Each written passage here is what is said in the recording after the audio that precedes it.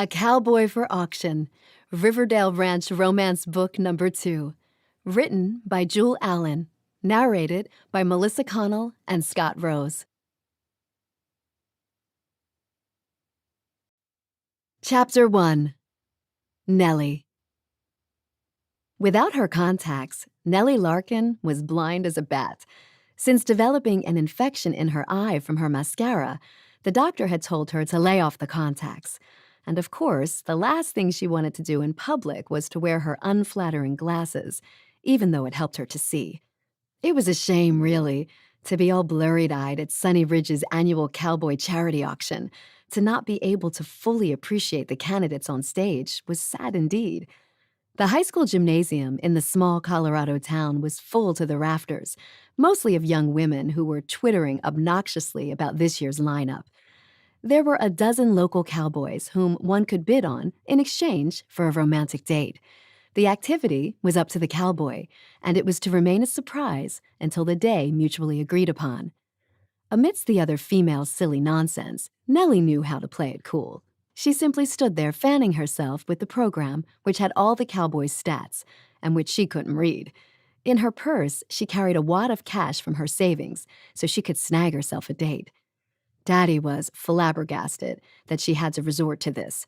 Now, why would my little cowgirl princess have to hire a date when she could have anyone she wanted? He asked. It's for a good cause, Daddy, she said, fluttering her lashes. Althea Brown and her service circle want to start a horse rehab and rehoming center. What she didn't tell him was that A, amazingly, at 26, she didn't have a steady boyfriend at the moment, and B, Graham had been pestering her. No, demanding that Nellie needed to come around with a boyfriend, and she needed a fake one to get Graham off her case. Why not use a good-looking cowboy and support a good cause at the same time? Graham, Elizabeth Larkin, terror of the Larkin household, tough as nails. What she said went. But no longer. Graham was sick and had told Nellie that if she couldn't see Nellie starting to settle down, Nellie would send her straight to her grave unhappy. Now, Graham could be exaggerating, but then again, she might not. She was 86, and though her ticker was still ticking as it should, she was pretty much bedridden. If something were to happen to Graham, the thought was too hard to bear. Graham was the only one who listened to Nellie's true joys and woes, the one whom she could spend an afternoon with, content, because she didn't believe in empty chatter. Underneath all that steel, Graham had a soft spot for Nellie. Graham was the only one who knew Nellie's deep yearning to get out of this one stoplight town and start afresh somewhere. Maybe even back east where no one knew her or who her daddy was. A commotion intruded into Nellie's thoughts. The girls near her were chattering like magpies, and now Nellie could see why. A blurry cowboy figure was coming down from the stage and heading her way. Maybe it was Jim Beecher, who played quarterback in high school, or Zach Lane, who lived down the street from Nellie. Or maybe it was Cass Mull, who held the county record for fastest lumberjack. Bram Brown was up for auction too, but everyone knew he was Stella's main squeeze, and Stella had already announced she'd outbid everyone.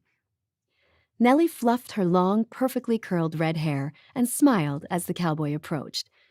As he got closer and her eyes could discern details better, she realized it was Dax Ellison.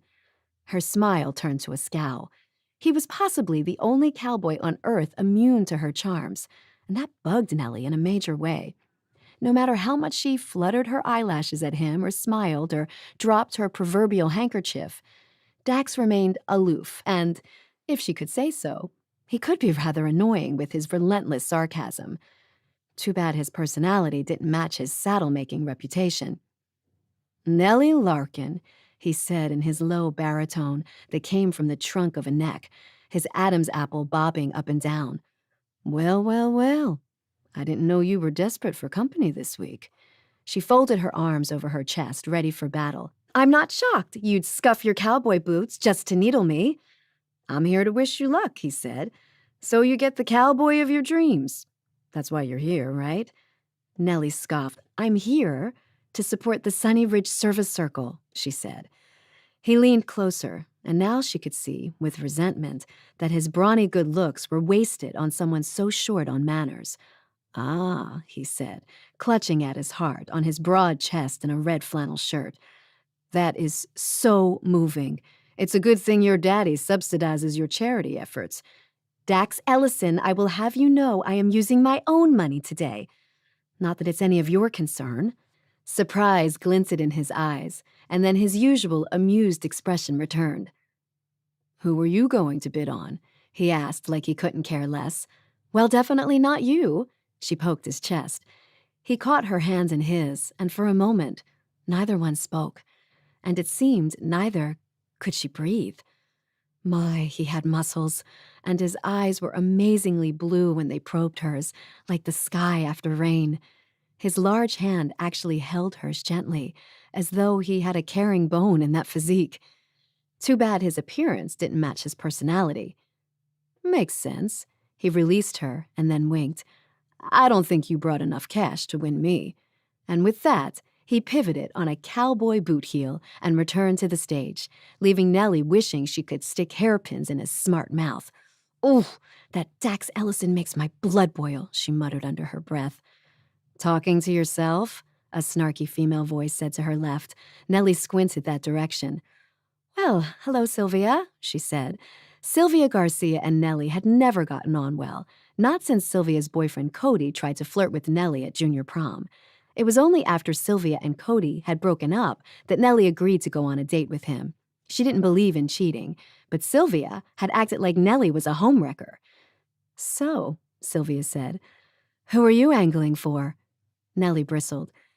"You and the whole town's so nosy. Why are you asking? So you can try to outbid me?" Sylvia frowned, tossing her long brown hair to the side. "Just curious. No need to get testy." Nellie shrugged. "Frankly, you're going to need more money on your waitressing job to even come close to what I'm bidding." Sylvia clamped her mouth shut and huffed off. "Good. Let the girl stew. The more Nellie kept her competition guessing, the better. She wasn't about to reveal her trade secrets. The auctioneer pounded on the gavel, the sound echoing in the ancient gym. "Are we all ready?" he asked the crowd. A swell of screams rose up pathetically from among the desperate girls. Nellie stood to the side, hoping they wouldn't infect her with their neediness. He proceeded to explain the rules. "Everyone will get a chance to bid on a cowboy and a mystery romantic date. If you win a cowboy, you'll have until the end of this evening to pay for it. All the proceeds will go to Sunny Ridge Service Circle. And now, a word about our sponsors." As soon as the auctioneer was done, the girls cheered wildly. They were really an embarrassment to her gender.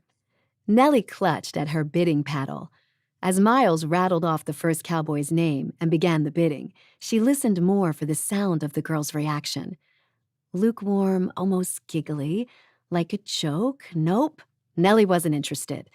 The next one was better received, but still not as wild of a reception. So was the third and the fourth. Finally, they came to a cowboy who made the crowd squeal so loud that Nellie couldn't hear his name over the din. "Who will bid on this cowboy?" the auctioneer asked. Hands shot up quickly, and then a voice that floated above the rest could be heard in the gym. "Me!" It was Sylvia. She wanted this cowboy? Nellie couldn't see him in the blur of her vision, but he looked muscular and tall.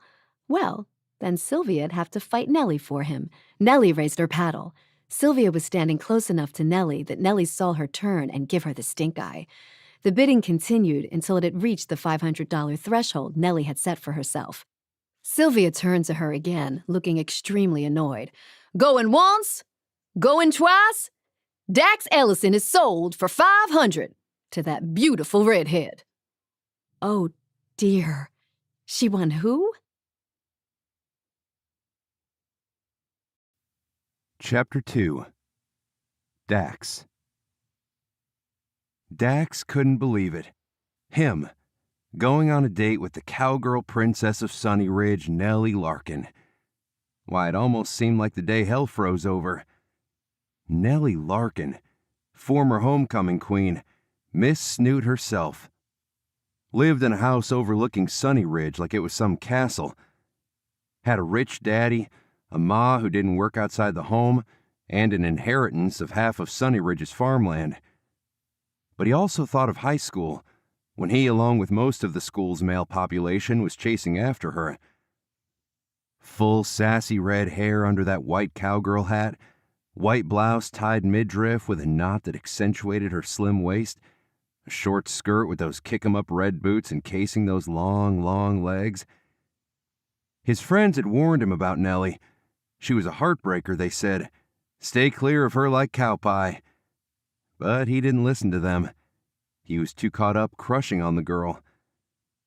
His infatuation with Nellie Larkin had started in his sophomore year during fifth period home economics with Mrs. Maskell. A girl and a boy were paired to go on a dinner date with each other. Just in the cafeteria with everyone else, mind you. But etiquette class was a big deal anyways. And luck of the draw, Dax got Nellie. He went to school that day nearly breaking out in hives. Nellie Larkin of all people. Surely she was going to embarrass him in front of everyone. Dax wasn't some yokel, but he wasn't used to fancy stuff like where to put the forks and how to drink soup without slurping. He took off his hat as he entered the room, his eyes zoning in on Nellie right away. She had her back turned to him with one of those frilly aprons tied around her waist. He cleared his throat and greeted her. She turned around with a cute smile and actually said, "I'm so glad you're my partner." Just like that. It was enough to make him blush like a beet. If she noticed, she didn't say anything. "Now, why would you say that?" he asked when he remembered how to speak. "I've seen you around with your ma," she said. "You carry her groceries and don't sass her. Unlike other cowboys, you don't curse or smoke behind the school." Nellie Larkin noticed those things? She gave him a sidelong glance. "Plus, you have a nice smile and kind eyes." Cupid hit his mark that day. Even though he and Nellie were as night and day as far as money went. Dax's folks, while they were still alive, were good, hard-working people, but they didn't own much. So when Valentine's Day dance their senior year was announced, Dax made an invitation on a piece of barnwood with a bow of baling twine and the words, "Will you be my Valentine?" and took it to Nellie's porch. When she accepted by putting a pair of scissors on his porch with the message, "You're cutting it close, cowboy, but my answer is yes," he was over the moon. Until she told him, through a note, that she changed her mind. The football captain had asked her, and well, sorry, but she accepted his invitation instead. Boy, was Dax crushed. Especially since Noah, the football captain, cursed and smoked, not to mention his smile was fake. Ever since, Dax hadn't paid her any mind, except when he saw her around town to tease and to make her life miserable, as he imagined her saying it. But now, this. She'd bid and won him at auction. Whoa. It was enough to make a cowboy say, "Yee-haw." Well, well. It could be an opportunity to teach a cowgirl heartbreaker a lesson. Nellie was marching up to the stage. The lady must be really eager for their date. Be still his heart. "This is a mistake," Nellie hissed to the auctioneer, Miles Graves. "I didn't mean to bid on him." She gave Dax a pointed glance. Shucks. Did she have to be so complimentary? He should have known it was a mistake. Like the Valentine dance.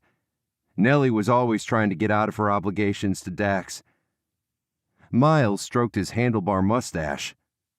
"I can't blame you, Nellie. I wouldn't either, knowing what a mule Dax can be. But you're locked in. Sorry. It's not fair to the rest of the bidders that you'd pull out like this. The money's already committed." "But it just happened." Nellie folded her arms across her chest.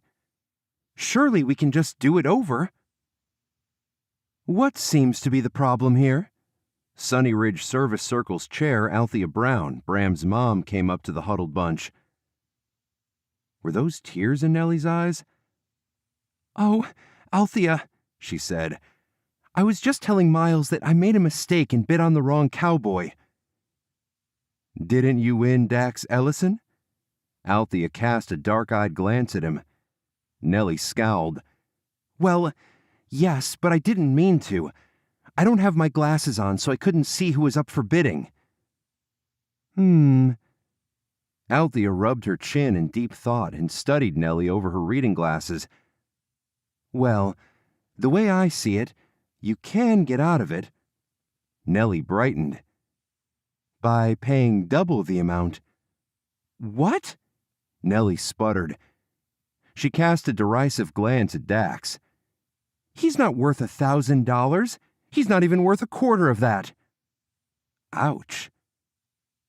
Do I hear an eighth? Dax piped up, but she ignored him.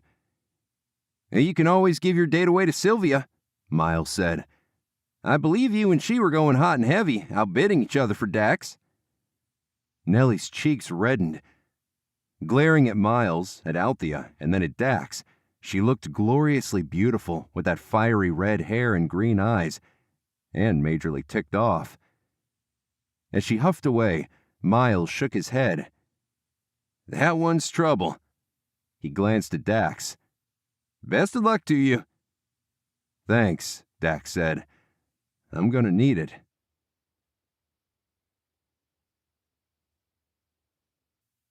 Chapter 3. Dax. Luck? He needed more than luck. Dax could use a wrangler. He pulled up in his beat-up brown Chevy at Nellie's place. At least she was civil enough about letting him approach and tell her after the auction that he could pick her up for their date Saturday morning if she was interested. Do I have a choice? She had asked. Now, if Dax were a long-suffering kind of cowboy, he'd have put up with her sassy mouth and just tipped his hat. But he'd changed since high school a bit. No longer was he the scaredy-cat wimp he used to be. There was only so much time in the world, and he didn't believe in beating around the bush. So he told Nellie, You and me both, stuck with a bad crop of hay. She didn't seem to like his attempt at metaphor, even though he thought it was kind of poetic. So now here he was, staring at the Larkin mansion, his palms sweating. He didn't think he'd be this nervous since it was just all for fun. Whose fun, he didn't know. What you think, Bub? He said, turning to his passenger. Bub, the basset hound, gave him a sad, forlorn look, his eyes red-rimmed at the bottom. Yup. Dax reached over and petted his old dog on the head. This is going to be tough, I know. Well, here goes. Dax studied the 2-story log building once again, with the numerous windows facing out to the west and the matching barn nearby that also had an indoor arena, reportedly for when Nellie wanted to ride her white horse out of the elements. Getting out of his truck, his boots crunched on the lime chip-paved driveway. His steps made a hollow noise on the porch, which had a swing on either side. There was a light quilt on one, with a magazine strewn to the side. Dax angled his head to see what the title was, just as the door flew open. Caught gawking, he straightened. He froze for one long, awkward moment. Nellie was magnificent. She'd put her hair up in a ponytail, curls cascading past her shoulders. Her face glowed with good health and a dusting of adorable freckles. Her lips were covered with gloss that looked delectable. He cleared his throat and tipped his hat. Morning. Good morning, she said, but sounded the opposite. You look pretty, he blurted out. Surprise registered in her eyes, as though she wasn't expecting him to be nice. She opened her mouth and shut it, and then opened it again. Do we really have to do this? She asked. Do what? He pled ignorance. Go on this date. He shrugged, playing for time. Well, I suppose not really. No skin off my back, except... Except? Her eyes narrowed. I already asked someone to do something highly inconveniencing as one part of this date, and they're on their way now as we speak. Doing what? Boy, her green eyes were lovely when she pinned him with that gaze. What more if she actually looked at him with the least bit of attraction? Dream on, Dax. It's a surprise. Her face fell. Okay, then.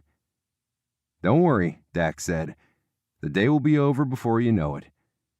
He said it lightly, as he knew she expected, but the truth was he was miffed that even now, 8 years after that ill-fated Valentine dance, her rejection could still sting.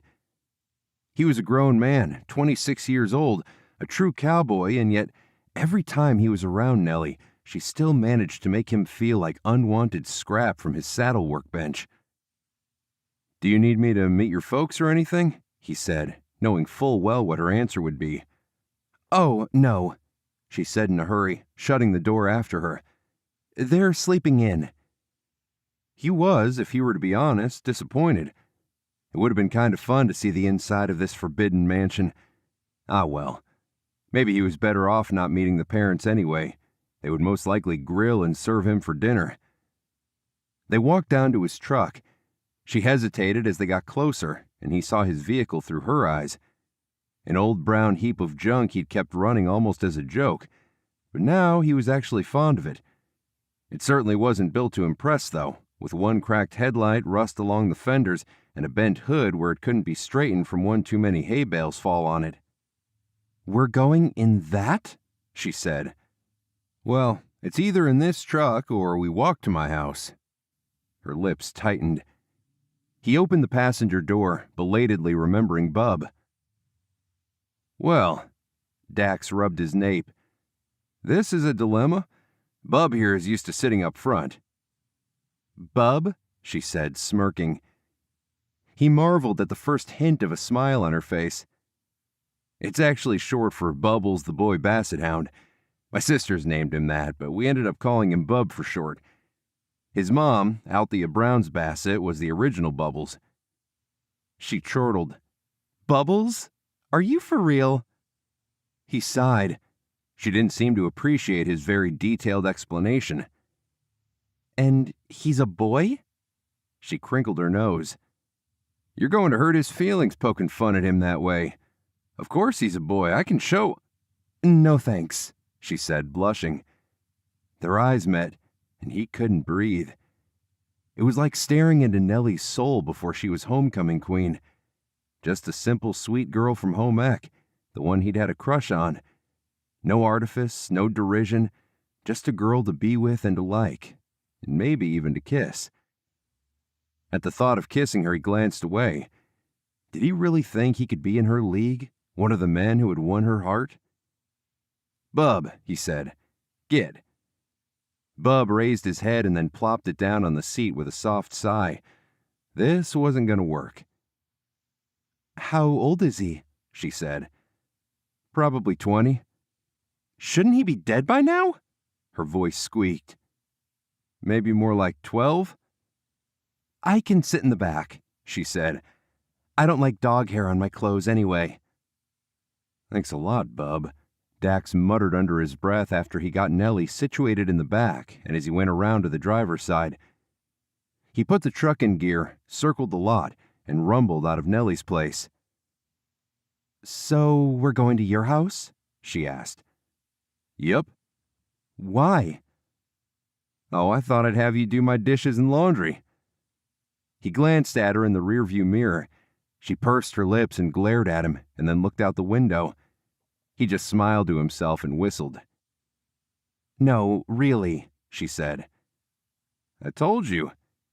"It's a surprise," she sighed. Suddenly, his surprise felt real dumb. How could he have possibly thought that a girl like Nellie, used to all sorts of amazing dates in her lifetime, would even have the slightest bit of fun with the things he'd planned? Maybe it wasn't too late to change things up.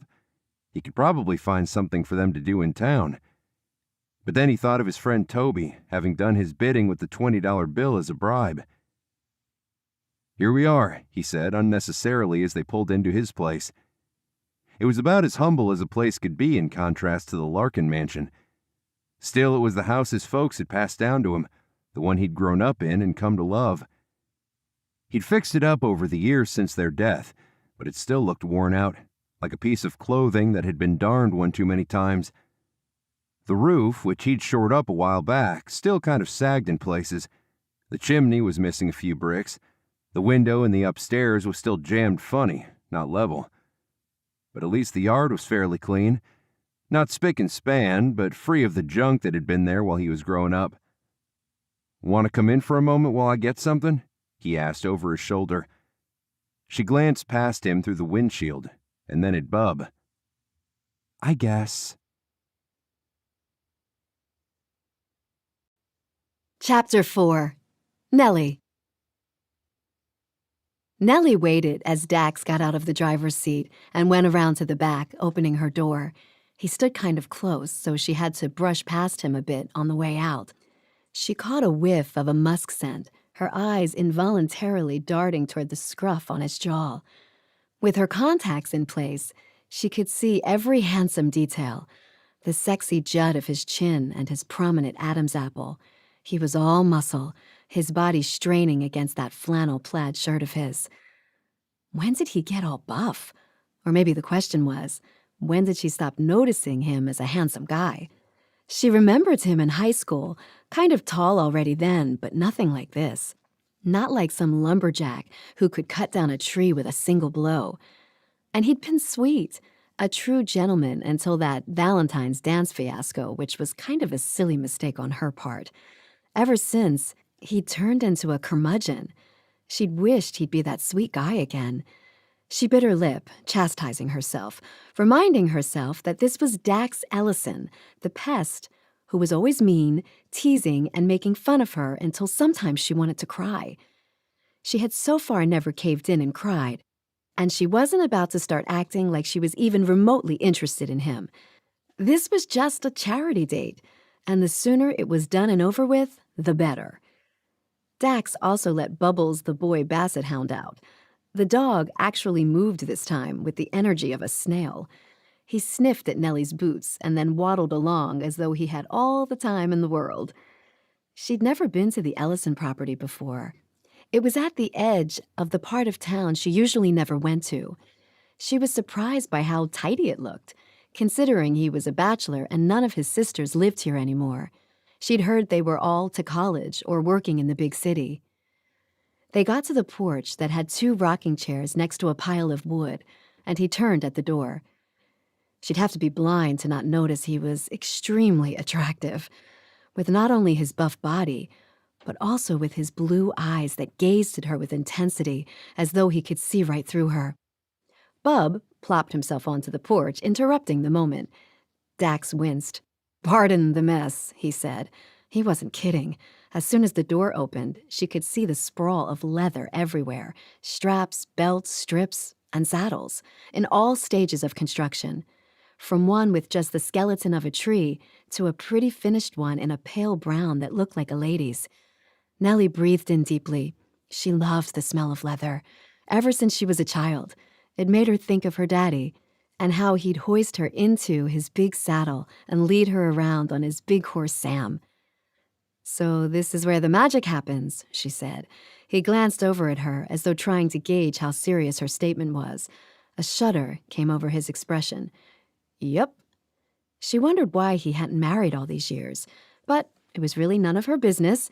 If she probed about that, he might think she was interested in him or something. He scooped up the lady's saddle as if it weighed nothing, his bicep straining in his sleeve. "Okay, I got it," he said. "We can go out the back." She followed him out, picking her way gingerly through the maze of leatherwork and then through the kitchen, where a sink full of dishes sat and some frozen dinner containers were overflowing in a trash can. In the back, the property had some corrals, with what looked like 4 horses, and then sagebrush and field abutting a split-rail fence. "You have this much property back here," Nellie said, stopping to survey it. "Yeah." He stopped too and followed her gaze. 5 acres. She cocked her head. "Why don't you build a nicer house on it?" As soon as the words came out, she regretted them. But he just gave her a crooked smile and said, "Because I like my trashy house the way it is." Through his smile, she could sense the edge in his words. "Sorry," she said. I just meant that there's plenty of room here for a big house." "Now what would I do with a big house?" he said, heading over to the big pen of horses. "Well, maybe you could angle for a wife and kids." "Built-in wife and kids?" "No, I meant—" "I'm just teasing." His eyes darted towards hers before sliding away to the horses. His expression softened. My parents raised me in this house.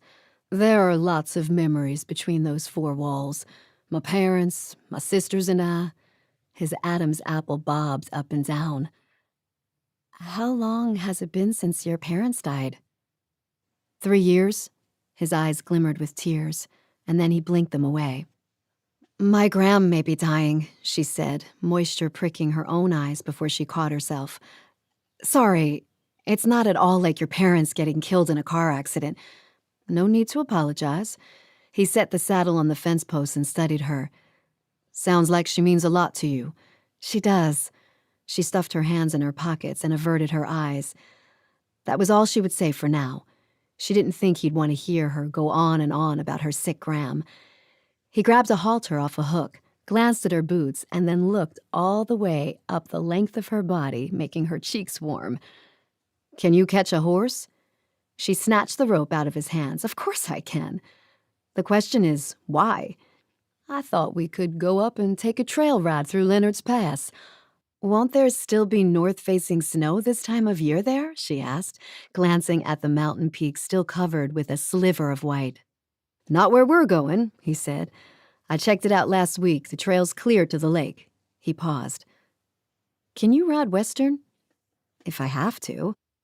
His lip twitched. I'm sorry, I don't have a thoroughbred for you to ride. I only have the nicer quarter horses. She gave him a scathing glance. I beg your pardon? Why, are you partial to thoroughbreds? His eyes widened in innocence, but he didn't fool her. He knew the Larkins bred thoroughbreds for races.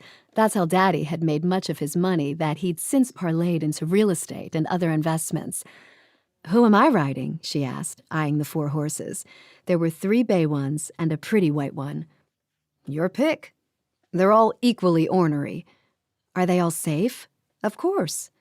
Now, why would I own a bad horse? I meant they won't buck or anything, will they? Not unless you're mean to them. Will that white horse buck? Misty? Nope, she shouldn't. She's actually kind of lazy. You'll have to get after her. Then I'll ride her. I thought you would.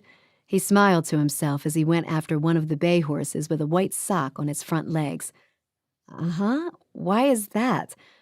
Because she's a pretty horse for a pretty rider. Was he serious or teasing? She couldn't tell as he was caught up in putting a halter on his horse. She approached Misty, who looked at her with curiosity, and then went back to chewing on little bits of hay on the ground from breakfast. Misty was a pretty horse, with a soft mane and a bit of a rounded belly. Her eyes were a clear blue like her owner's. At the thought of Dax's eyes, Nellie's knees weakened. She shoved that thought aside and busied herself in haltering the horse. The mare came docilely, and Nellie actually felt pleasure in their upcoming ride. Dax had already taken his horse out and tied him to a metal hitching post just outside the pen. The tack's over here, he said, motioning to a small barn. There were some chickens roaming loose and a pig snorting nearby. 3 cats swarmed out of the weather-faded structure. A pretty orange tabby greeted Nellie with a calm expression, while a silver and a black and white hung back, unsure. Nellie picked up the tabby, who immediately settled in her arms. That's Anna, Dax said. Nellie buried her hands in her soft fur. She's so pretty. Yeah, she's the best of the lot, too. Very friendly. Anna squirmed out of Nellie's arms and onto her shoulder. Yeah, I can see that. Ow! What? He glanced over. She just clawed me, the stinker. Nellie crouched to the ground and let the cat off. Probably not on purpose. She just has long nails. I'm used to cats having their nails trimmed. She touched her neck gingerly. Here, he said, walking over to her. Can I see? The scratch? I'm sure it's nothing. He just stood there, waiting. So she rolled her eyes and angled her neck so he could see. He came closer and pulled at her collar, grazing her skin with his fingers. She shivered involuntarily, her breath catching. He didn't say anything for a long moment. Then he cleared his throat and let go of her collar. Yep, you'll live. His nonchalance annoyed her. She didn't exactly expect him to compliment her neck or anything, but apparently he was immovable. Any other cowboy would be all over her. But even as she thought this, she still tingled from his touch. What if she had turned her head so he wasn't looking at her neck but her lips? Would he have kissed her? Whoa, Nellie. This was Dax Ellison she was talking about, the only cowboy in the world who wasn't falling all over her. The one cowboy she shouldn't go after. She remembered how he used to treat her in high school. Before he'd asked her to that dance and she'd blown it, she'd been excited, and he'd been a sweetheart and a gentleman. But then her longtime crush, the football captain, asked her too, literally 30 minutes after she had accepted Dax's invite. She turned to her girlfriends for advice, not wanting to hurt Dax, but having a hard time figuring out how to handle it. They all said they would oust her from the group if she embarrassed them by choosing a country bumpkin over Noah. It wasn't every day the football captain asked you to the dance. She hadn't been strong enough to risk their threat. She should have expected as much from them. Why she was friends with them back then was sometimes a mystery to her.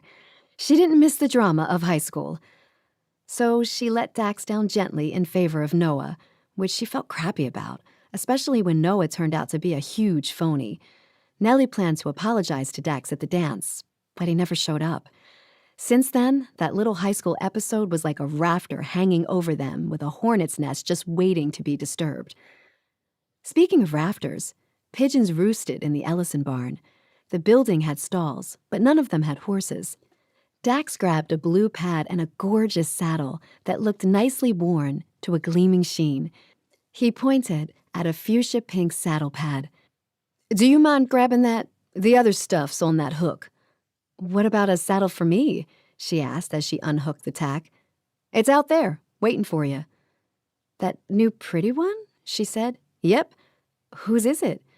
"No one in particular," he shrugged, leading the way out of the barn. "I just make them. And they get snatched up pretty quickly." They returned to the rail where the saddle sat, golden in the sun. "I can see why," she said, trailing her fingers over the intricate leatherwork. "My daddy's birthday is coming up. Maybe we can have you make one for him." "Maybe." "How much do you sell them for?"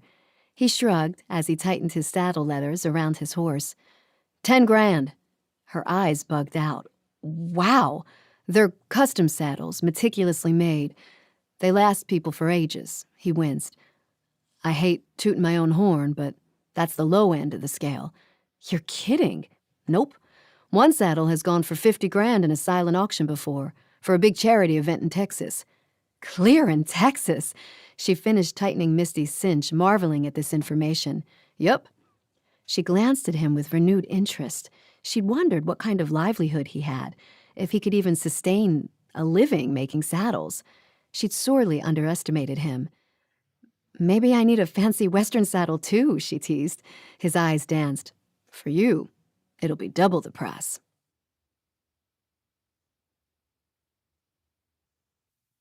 Chapter 5.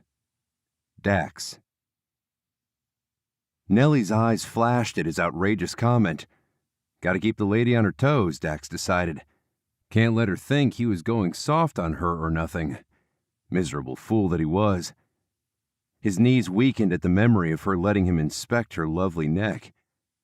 Quit daydreaming, he chastised himself silently as he pulled himself back to the present. Actually, he would love to sell Nellie a saddle. If nothing else, he was sure she would swoon and tell all her friends, who in turn would line up to buy saddles from him. But it didn't hurt to make her sweat a bit, especially under the warm July sun. Only 10 o'clock and the temperatures were probably already in the 90s, but overhead was a clear blue sky, pretty for a trail ride. He went over to hitch his trusty rusty trailer to his truck and went back for Nellie and the horses.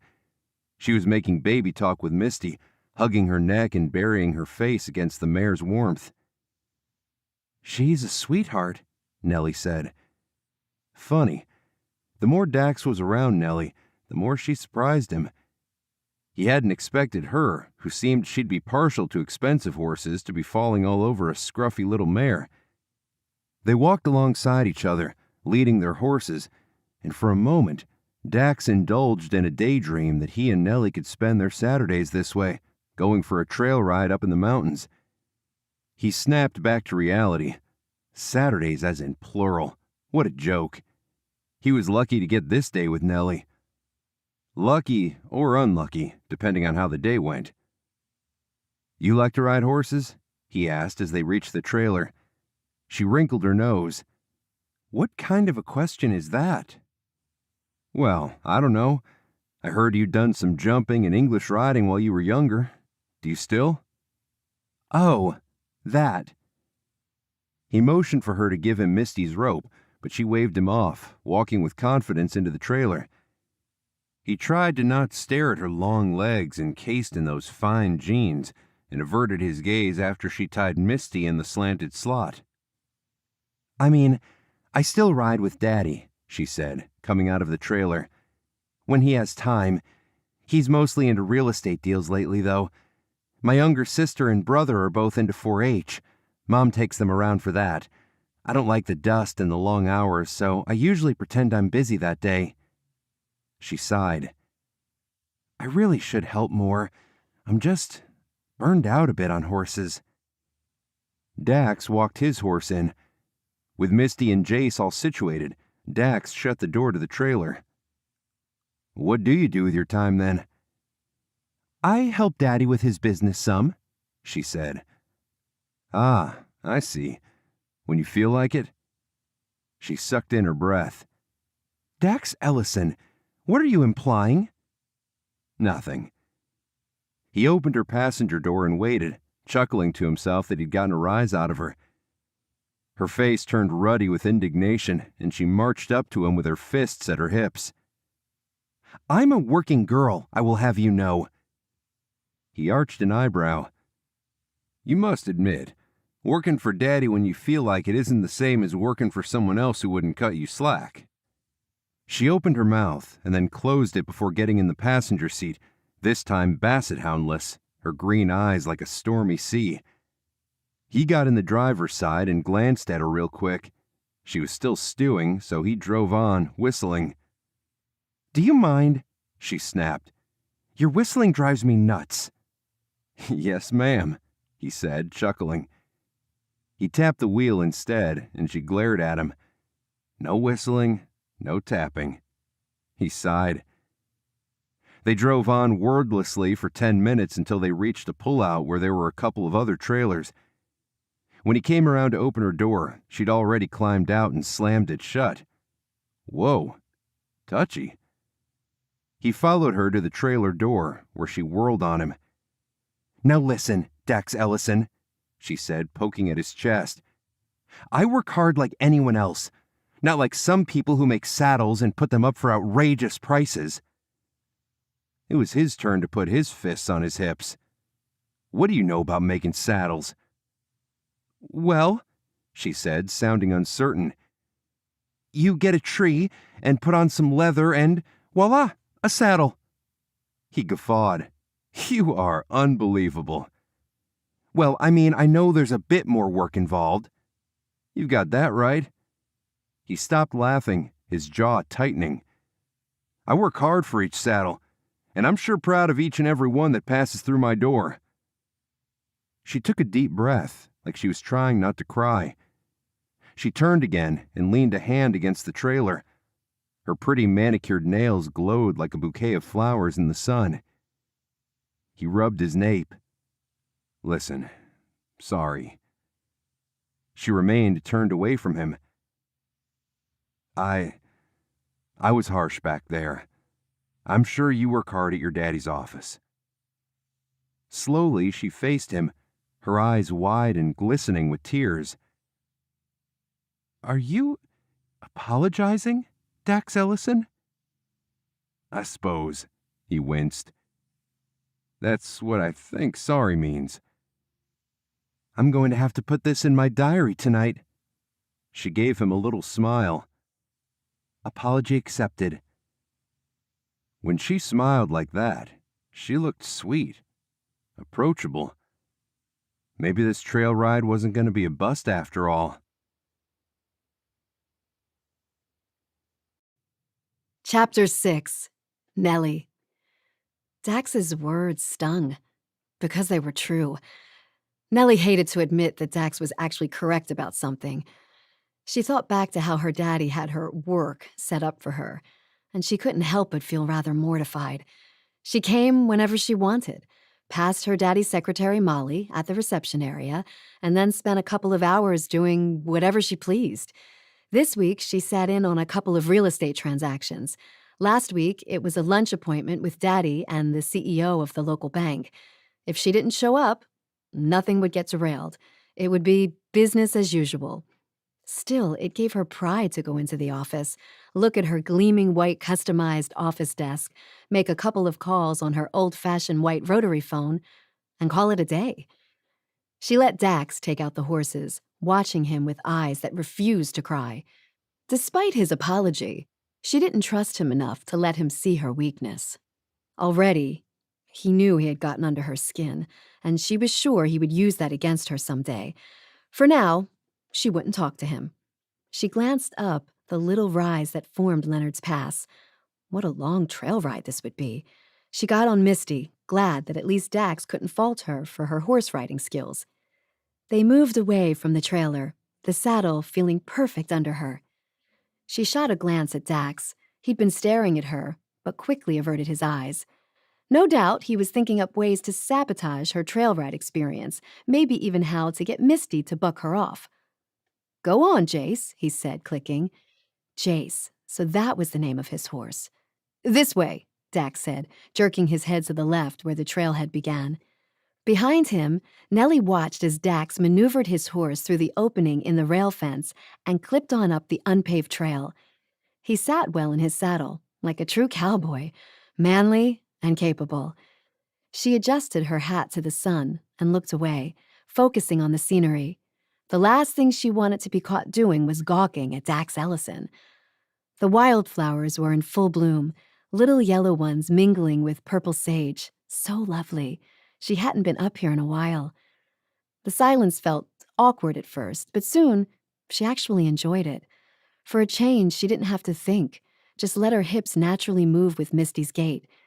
Jace was a bossy horse, wanting to get ahead just as Misty caught up with him. Nellie didn't mind just following. That way she didn't have to be within the range of Dax's critical eyes. A rabbit sprang from the bushes and hopped across their path. A falcon swooped overhead and dove for its prey. The trail sloped down into a breathtaking meadow. "Beautiful, isn't it?" Dax asked. "Yes, it is." He glanced over his shoulder with a smile. His blue eyes held her gaze before skittering away. She felt dazed, unsure what had hit her. "My saddle's real nice," she said, and then kicked herself because who said lame things like that? Dax pulled at his reins and let Misty catch up with Jace. "Good. I figured some lady might like it someday. If I did more Western riding, I might be interested in it." He scrunched his nose, the action oddly adorable. Not that she would ever admit that Dax looked adorable. "You still into all that English riding?" "Sometimes. Now that I haven't been competing, what's the point in practicing?" "What have you been up to lately, then?" he asked. "Up to? You know, hobbies, new things, travel." She shrugged. "Oh, just the usual, working, shopping, visiting my sick Gram." She thought of Gram, of how she'd declined in the last few weeks. Gram had to endure the care center nurses poking her all day and had to take 1,000,000 pills that made her queasy.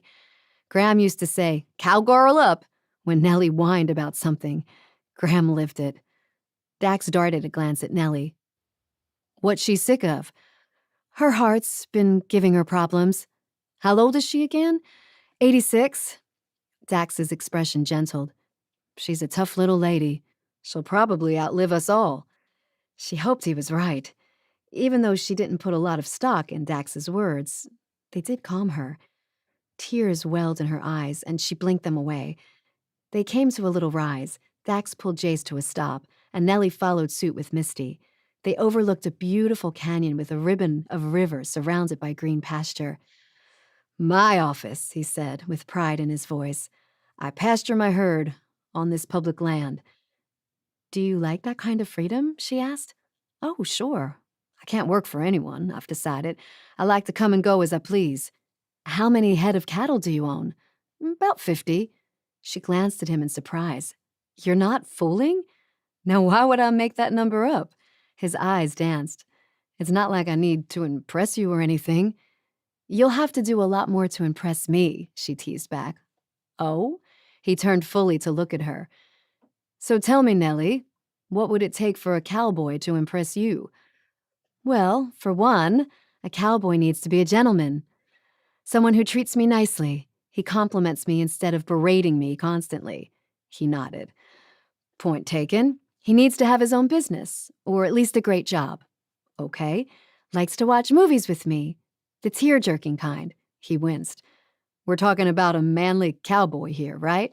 She ignored him. "He brings me flowers. He smells like a good aftershave, but not too much cologne." She wrinkled her nose. "He's strong and brave and will protect me from danger. He chops wood and has nice muscles, and of course, he's a good kisser." His eyes caught hers in an intense glance, and then the happy-go-lucky gleam was back. "A good kisser," he mused. "What makes for a good kiss?" "The kind that gives you fireworks." She looked into his eyes. "The kind that takes you somewhere else beautiful, out of your ordinary, makes you dream and yearn." She smiled sheepishly. "Silly, I know." He cleared his throat and gazed over the valley. "Yeah, I bet no one kisses like that in real life, just in those romance books." She gazed at his profile. "Oh, what do you know about romance novels?" "My sisters are always reading them. I sometimes catch one lying around. Makes for a nice afternoon of root beer snorting out of my nose." "Just admit it, Dax Ellison. You sneak around reading those romances," she smirked. "Right. Between taking the cows to pasture, making saddles, and breaking my horses, I read romance novels." He rolled his eyes. "Sorry to disappoint you, but if I wanted romance, I'd just as soon get it in real life." "Me too." Nellie found herself in an odd position, agreeing with Dax. He eyed her uncertainly. "Last I heard, you and that Tim Jennings broke up. Is that right?" "Yep, thank goodness. Turned out a dud, huh?" "He was nice enough, but too bland, like oatmeal without sugar. I want a take charge kind of guy who will stand up to me." "Huh." He shifted in his saddle. "I can't see anyone being able to tell you what to do, Nellie." "You got that right." She sighed. "I'll probably die a spinster." He glanced at her, drawing up one corner of his mouth.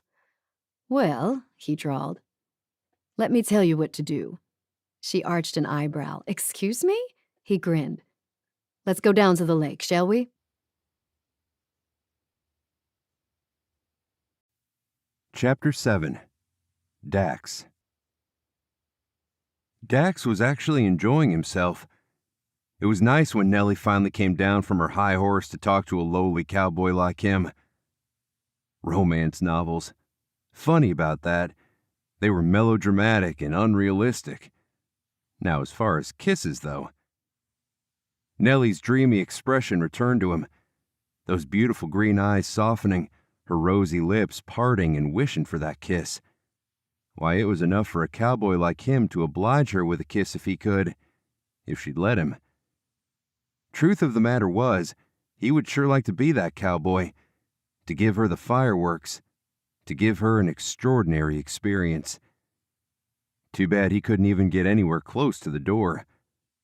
This was Nellie Larkin he was talking about, the one who didn't like him in high school and didn't like him now. So what if he was a cowboy? She had plenty of cowboys to choose from. If it wasn't a Tim, it would be a Jimmy, or a Frank, or Eli. He adjusted his hat, listening for Nellie behind him. He didn't dare ride alongside. The last thing he wanted to do was to tip her off that he was getting soft on her. He'd be paying more attention to her than to the trail ride, and what good would that do anyone? He caught a glimpse of the blue lake, his chest loosening. It was so pretty, with the blue mirroring the clear azure sky. The horses slowed as they came down the hill, picking their hooves through the sagebrush and around rabbit holes. As they approached, Dax noted with relief that his friend had set up the picnic as he'd asked.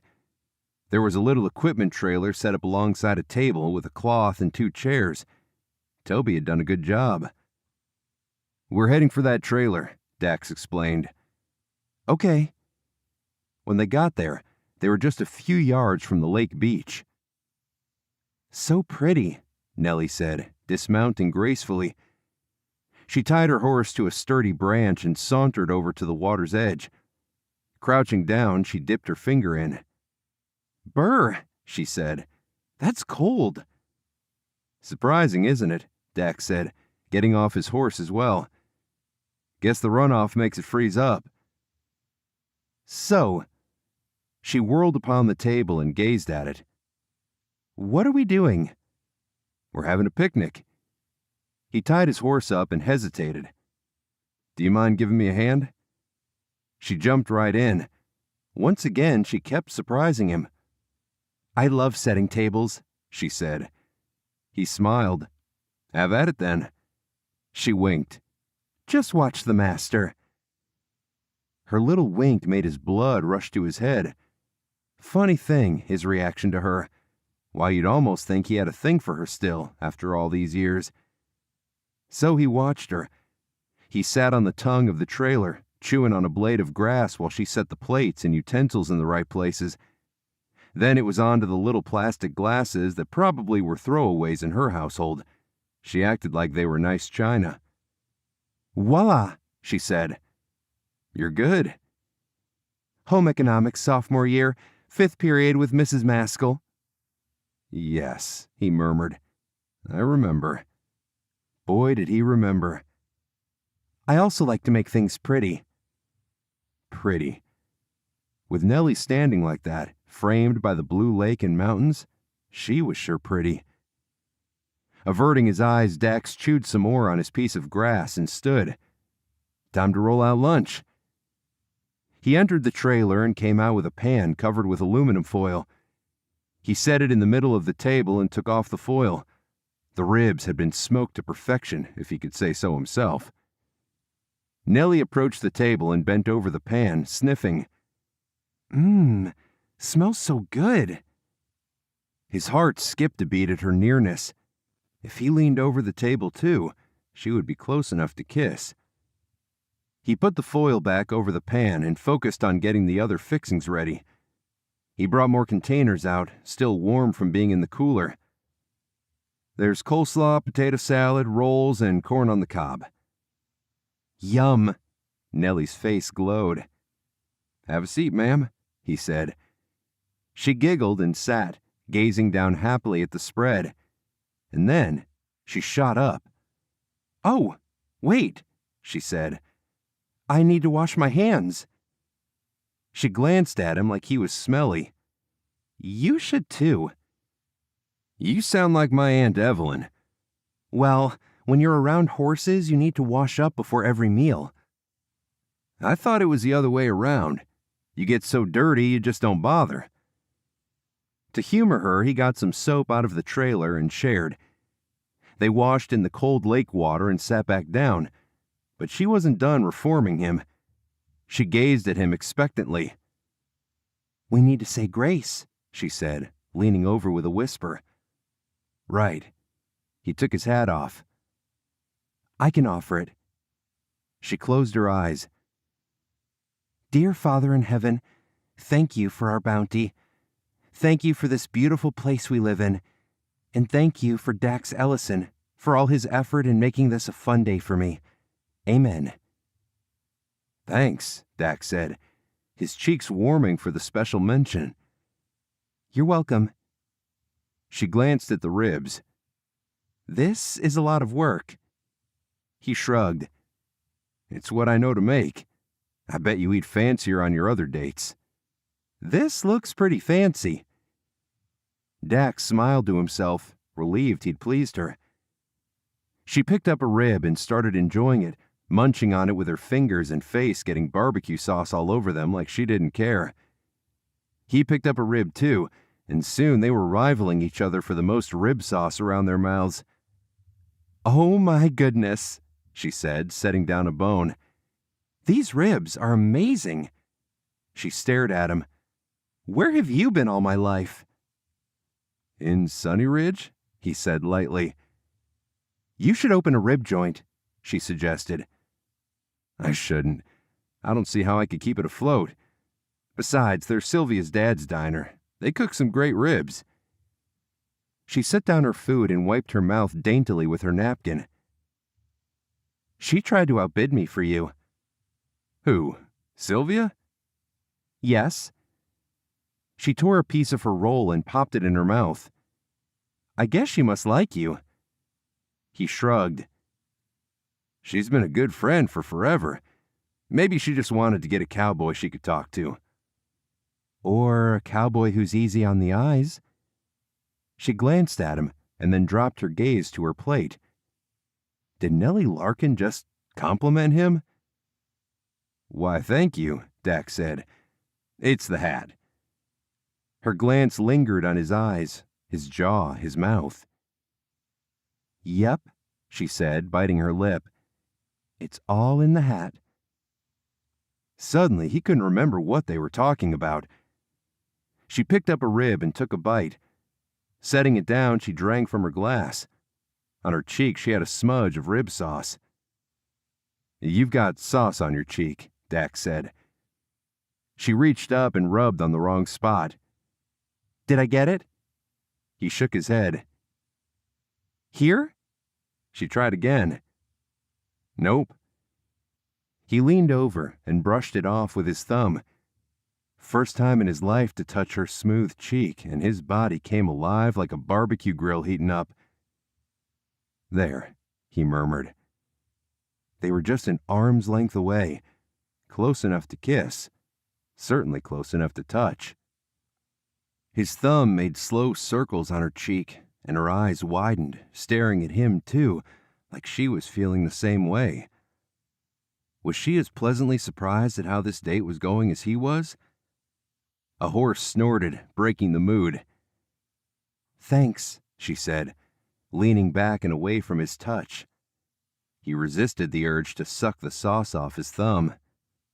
You're welcome.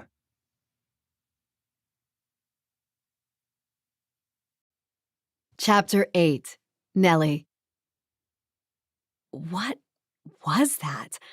One moment, Dax was cleaning her face, and the next, she was thinking of being, no, yearning to be, kissed by him. Eat up, he said, pointing at the ribs. I'm not keeping any of it. She patted her belly. I'm full, thanks. That was good. It's easy to make. What, throw it on the grill and forget it? Pretty much. Just need to slather the sauce, foil, and let it cook for a while. He eyed her plate. Are you done? We probably should clean up and head back soon. Yeah, good idea. Was it really time to go? It seemed they hadn't been out for that long, and here Nellie thought she'd be stuck with him on a tedious, boring day. She helped him clear the table. There was nothing like bringing order and organization to chaos. She handed him the dishes, and he gave her a lopsided smile. Thanks. Tucking her hair behind her ear, she turned away to hide the confusion she felt. Dax was actually a pretty nice guy. When he wasn't cracking sarcastic jokes or teasing her, that is. Hey, can I ask you a question? He asked. She turned to look at him. He was wiping his hands on a rag. Sure, she said. His hands stilled. Why'd you bid on me? It was a mistake. Oh, well, I understand that. You made that mighty clear when it happened, but why did you even bid on a cowboy? She bit her lip and studied him. Can you keep a secret? His eyes gleamed. Depends. On what? On if it's illegal or not. I was going to tell you about a convenience store I robbed. She rolled her eyes. Of course it's legal. Okay, shoot. I need a boyfriend to show off to my gram. He threw the rag back into the trailer and hitched his thumbs on his belt loops. You need a boyfriend? A fake boyfriend, she added hurriedly. He blinked. Nellie Larkin has to bid on a cowboy to get a boyfriend. She frowned. Well, yes. I found that hard to believe. That's how it is. He came closer, making her feel self-conscious, vulnerable. You could have anyone you want. Except you. Where did that thought come from? Nellie shook her head to clear it. Dax would never be in the running, of course. He'd made that perfectly clear. Besides, she wasn't a glutton for punishment. I could, she said, but I don't want anything messy. It's basically to make her happy before she passes. She could any day now. Her voice broke. He scratched his head. Why would you, having a boyfriend, make her happy? She's always asking me if I'm dating someone. She's worried I won't ever get married, thinks I'm flighty, wants me to settle down, so I thought I would come in with a cowboy and present him as a boyfriend." She winced. "It sounds crazy, doesn't it?" "Well, yeah, a little." He stood so close she wanted to touch the sexy stubble on his jaw. "What if the fake turns real?" She blinked. "I hadn't thought of that. There's no chance that'll happen." "Oh? Because it's just one visit with my gram.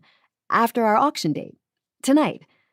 "So," he massaged his jaw, "I'm the fake boyfriend." "I guess so. They should have charged you more at the auction," he said. "I mean, this'll require some acting. Maybe some kissing." The air between them grew charged. "Kissing?" she squeaked. "Well, yeah. Won't we need to convince her that we're in love?" "In love?" She began to put a hand up to fluff her hair, feeling too warm all of a sudden. Instead, she let it fall to her side. Concern was etched on his face. "If you don't, she'll be worried about you just having your cowboy of the month." She blinked. "You know, you're right. Graham's pretty sharp for an 80-something-year-old lady. There's no way we can pull the wool over her eyes. Oh, I'm sure we can convince her." He walked to her side. "I could, for example, put my arm around you, like so." He slid his arm around her waist. She continued to heat up, all tingly. She turned her head toward him and could smell sunshine on his clothes, sweet hay. "Or we could hold hands." He moved his arm and clasped her hands in his thumb caressing her skin. "We could?" she murmured faintly. He nodded. "We could look deep into each other's eyes." He held her other hand and turned her until they were standing toe to toe. His blue eyes gazed into hers, melting her insides.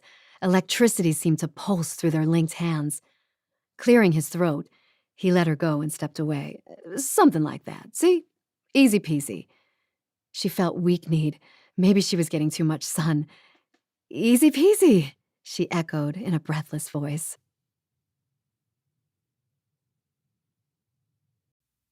Chapter 9.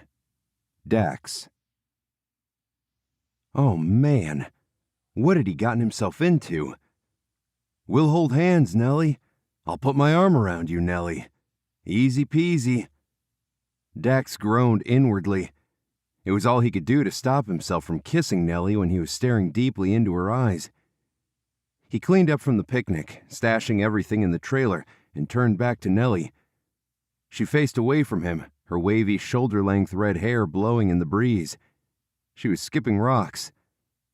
For one moment he indulged himself the fantasy that he and Nellie would skip rocks at some lakefront for their honeymoon.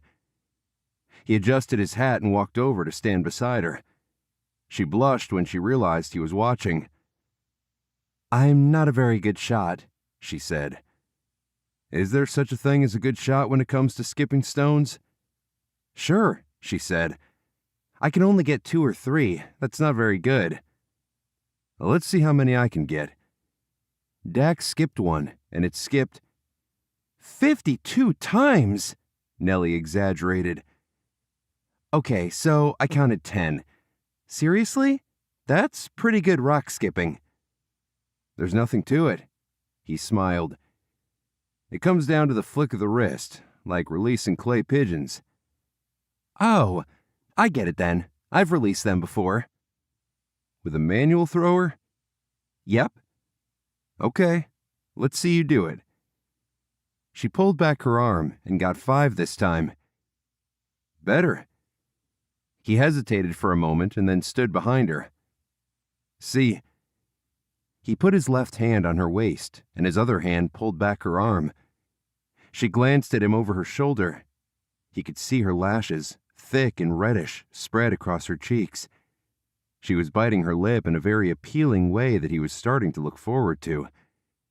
His blood hummed even as he tried to focus on the task at hand. "You just pull back," Dax whispered into her ear. "Yes," she murmured. "And flick it, like so." She skipped the stone. Her hair tickled his neck. Her perfume tantalized him. He wanted to turn her in his arms and kiss her senseless.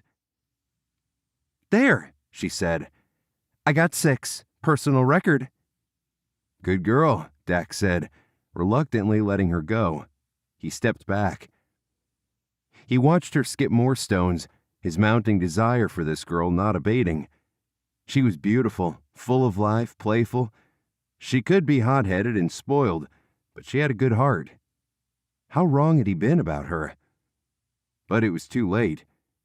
How could she see beyond the cowboy who teased her mercilessly to the cowboy who wanted to cherish her? Opening himself up to her once again filled him with fear. He couldn't risk rejection again, could he? "All right," she said, turning to him. "I'm done. What's next?" "I thought it would be fun to have the horses play in the water." "Won't it be too cold for them?" "No, they won't be in for too long. We can go out to a bit of the deep and then head back." "Okay." As they were gathering the horses, he thought he felt her eyes on him, but when he turned, she looked pretty intent on tightening her cinch. After she mounted, she asked, "Who's going to take the trailer away?" "My friend Toby's coming back for it." "That's nice of him to help." "Well, he owes me a few favors." Dax clucked, coaxing Jace into the water. Too bad it wasn't a super hot day. It would feel even better and help the horses cool off. He turned to check on Nellie. Misty was entering the lake enthusiastically, with large strides that splashed all over. And then he noticed something. "Oh no," he said. "Misty, no!" But it was too late. All Nellie could do was to glance at him with a question in her eyes, while Misty deliberately tipped to her side, rolling in the water. Nellie screamed as Misty brought them both down with a big splash. Nellie disappeared into the water while her good-for-nothing horse rolled back up and shook, splashing everywhere. Dax rode his horse over and jumped in the water. Crikey, it was cold. "Nellie," he called out, frantic. What if she drowned? What if Misty stepped on her? What if... Nellie burst out of the water, sputtering, her red hair plastered all over. She looked like the creature from the deep, if it had red hair and wore mascara streaking down its cheeks. "Dax Ellison!" she screamed. Hi, Nellie." Relief washed over him. "Glad you didn't drown." "I'll show you who I'm drowning," she snarled. But she didn't get very far in attacking him. Her teeth began to chatter and her body began to tremble. "Let's get you out of the water, sweetheart," he said, reaching for her. She shook off his hand. "Don't you touch me!" She half swam, half waded to the beach where she surveyed her soaking clothes. "I might have a blanket in the trailer," he said. Turning, she glared at him. So much for Nellie giving him a chance. Any future they might have had together had been scuttled by the stupid horse. He went into the trailer and found a blanket, but it looked like it hadn't been washed in a while. He pulled on it and a mouse came scurrying out. With his bad luck, he might give Nellie the bubonic plague. He glanced back at her. She stood where she had stopped, her lips turning a sickly color. They needed to get her dry and changed out of her clothes. He approached her with the blanket. "Nellie, listen to me." She lifted her eyes and sent daggers his way. "You need to get out of those clothes." "You wish." "And into a blanket. But this one had a mouse and a few droppings in it. Not a lot. Do you care?" "A mouse?"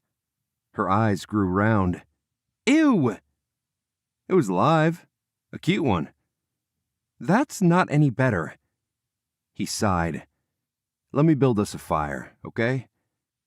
"My hair and makeup are ruined," she said through her chattering teeth. Glancing at her, he didn't think she looked bad at all. Kind of like a poor waif needing a hug or something. He knew better than to offer her one, though. He gathered driftwood and found a lighter in the trailer to build a fire on the beach. Gesturing to the fire, Dax stepped away. He was kind of cold, too, with his jeans soaked from wading, but he didn't care so much about him. He wanted to make sure Nellie was comfortable. She came over and sat by the fire, rubbing her hands up and down her arms. She gave him a sidelong glance. "You're pretty soaked, too. Why not sit by the fire? Her offer surprised him. After that spectacular dunking, he was sure she wouldn't want to have anything to do with him. I didn't want to crowd you. She hugged her legs. There's plenty of room.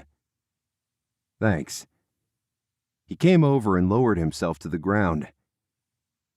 Sorry, I haven't taken Misty on a trail ride in a while. I didn't know she'd do that. Her glance darted toward him, and her expression lightened. She started to giggle. It was actually kind of funny, she said. The giggle turned to laughter. He joined in too, and when it all subsided, their glances locked, making Dax's pulse race. Will the water ruin your saddle? She asked. The saddle? He blinked. Nah, it'll dry just fine. She bit her lip. Maybe I'll have that blanket after all. He sprang up to get it, shook it out away from her, and draped it over her shoulder. You can share it with me, she said, glancing at him from under her lashes. Did she really mean that? He wasn't going to turn her down. When he did sit beside her, he still left a bit of room between them, but there wasn't much space. They sat so close he could turn and take her in her arms. But what he could do, and what she'd appreciate, were two very different things. Dax stared at the fire, his body relaxing at the peaceful scene. The lake beyond the fire, the sandy beach, this beautiful woman beside him. I look like a mess, don't I? She said. He didn't have far to turn so that she was right in his gaze. Her hair was in clumps, flat and framing her face. Her mascara had smeared, and her makeup was non-existent. You're actually pretty, in a natural way, he said, reaching over and pushing back the hair from her face. His fingertips touched her smooth cheek, and he felt a tremor run through her body. His gaze flicked to her lips and then away. With difficulty, he pulled back and hugged his knees. She touched her hair. I wish I had brought a comb or something. I might be able to find you a horse brush in the trailer. She scrunched her nose. No thanks. She watched the fire for a bit and then asked, You gonna see my gram then? Sure. A bonus on this auction date. It'd be awfully nice of you. She tells me she doesn't like visitors, but I think she secretly does. What if she doesn't approve of me? I'll just tell her I plan to dump you. That would have to be a record breakup. I think Frank Beatty has you beaten. 2 hours in kindergarten. We got married at recess, and then he found a new wife by the end of the day. They laughed. You got folks still around Sunny Ridge? She asked. After my parents died? He shook his head. Nah. My mom's mom lives somewhere near Durango. You ever visit her? Around holidays and such. I think it's cool that you're close to your gram. She was quiet, and then she said, It started off like one of those chores. I had to go see her or she wouldn't give me birthday money kind of thing. I don't know when it changed. Maybe the day when I went in and we visited the beauty shop together. She traced a line in the sand. She lives at Ruby Marie's. That's a nice place. It should be. We own it. Aha. Well, part of it. My dad's partners with the other owner. Is there nothing that your family isn't a part of? She shrugged. I don't know. I have no idea, really. I don't need to know. She blushed. I mean, I understand, he said. It's not like you're running the business or anything. Precisely. It felt good to sit by the fire, tucked in a warm blanket with Nellie. The longer they spent time together, the longer he craved for more. But since their date was supposed to last only a day, he might as well cut short whatever this was. He plucked at her jean leg, which still felt wet. I'd just as soon sit here drying all day, but you probably want to get back to see your gram before midnight. Yep. She took the blanket off her shoulder and handed it to him. "Thanks." "Don't thank me," he said. "Thank the mouse."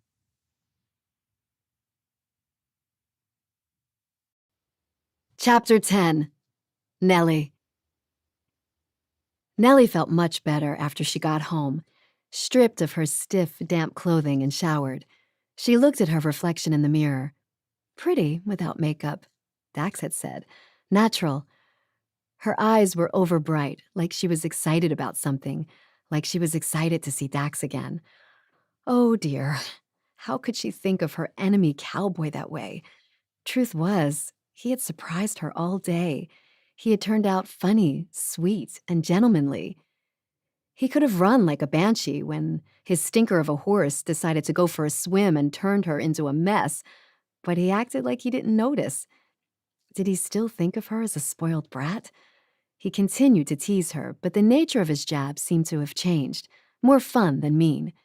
Could this be a turning point in their relationship? She reapplied lipstick and stared at her mouth. Several times today, she had wanted him to kiss her. The memory made her body tingle. She imagined Dax taking her in his arms, his hand touching the small of her back, and dipping his head down for a kiss he couldn't get enough of. She blew her breath out, noticing her rosy cheeks, daydreaming about a cowboy she couldn't have, because he was hers only for a day. The thought weighed her down. She styled her hair minimally, just blow-drying it a titch.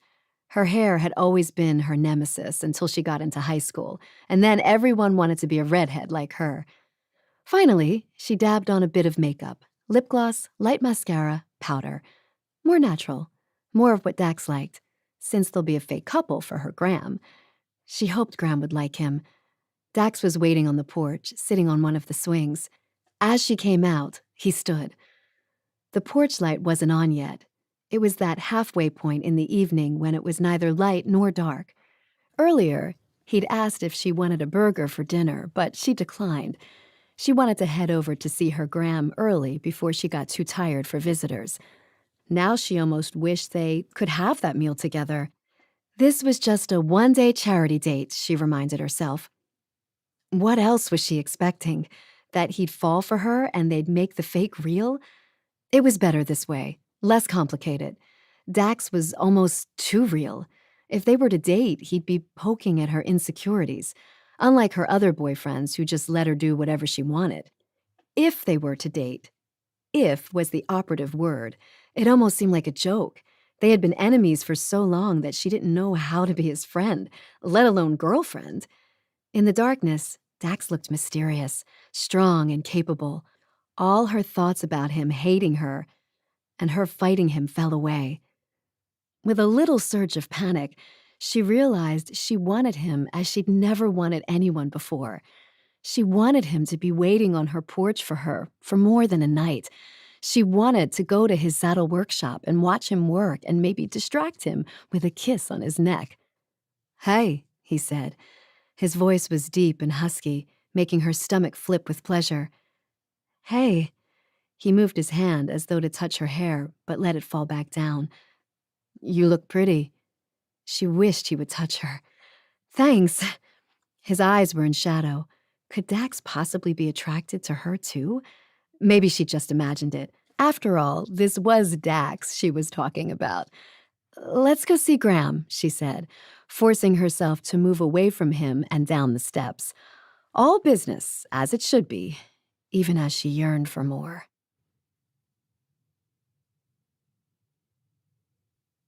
Chapter 11. Nellie. On the way to Ruby Marie's in his truck, Nellie felt quiet.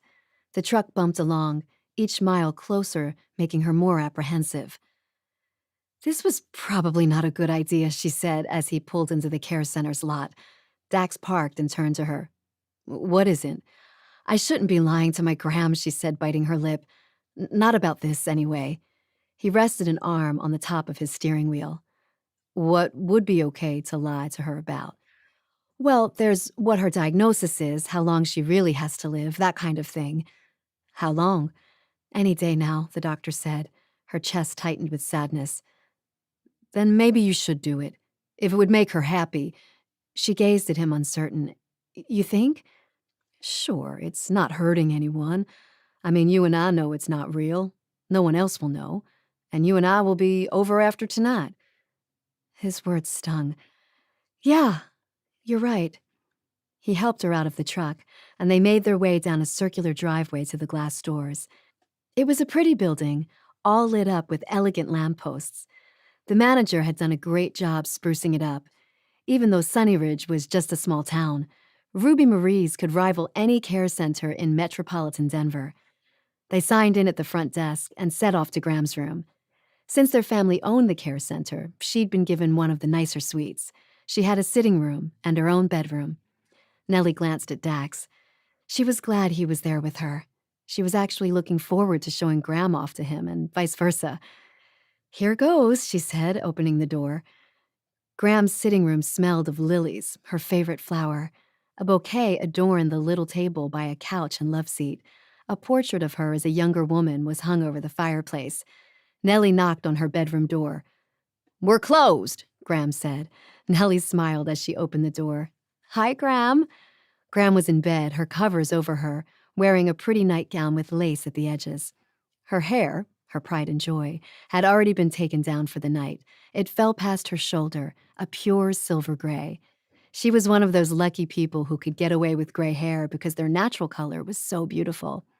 Her eyes lit up at Nellie's entrance. Thank goodness. I thought it was another nurse come to poke me with a needle.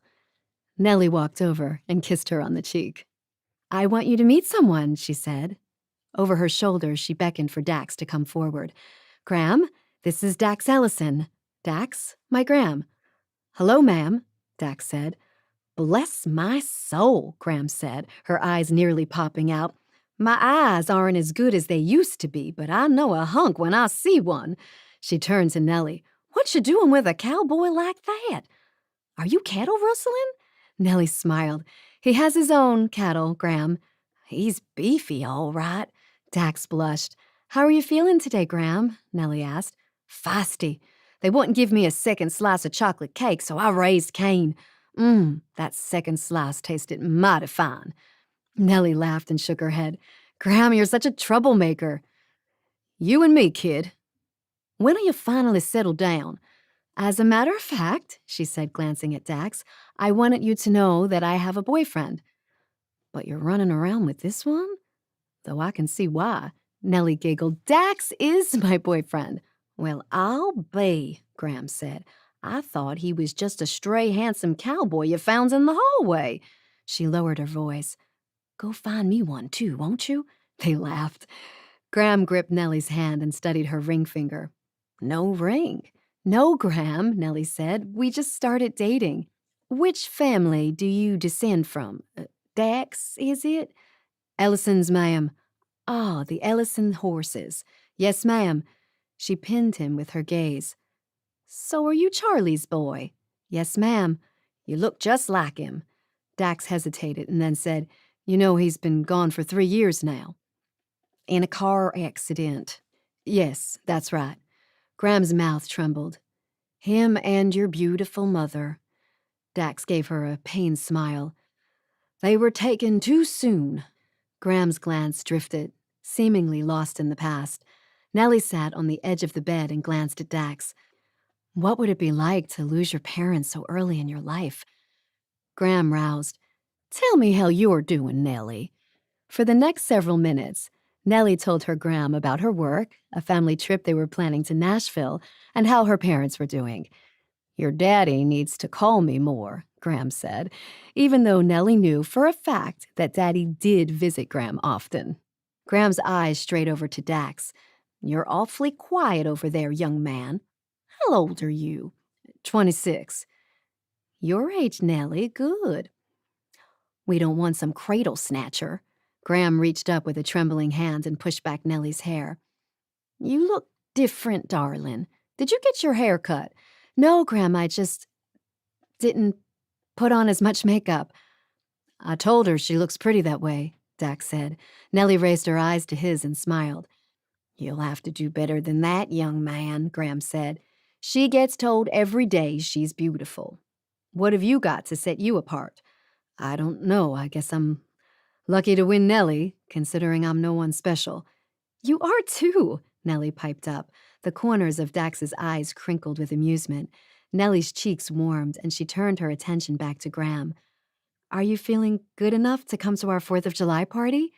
Are you kidding? I wouldn't miss that for anything, Graham pointed at Dax. Are you taking him? Nellie stood in a hurry and tried to block Graham's view of Dax. Out of sight, out of mind. I think Dax is busy that day.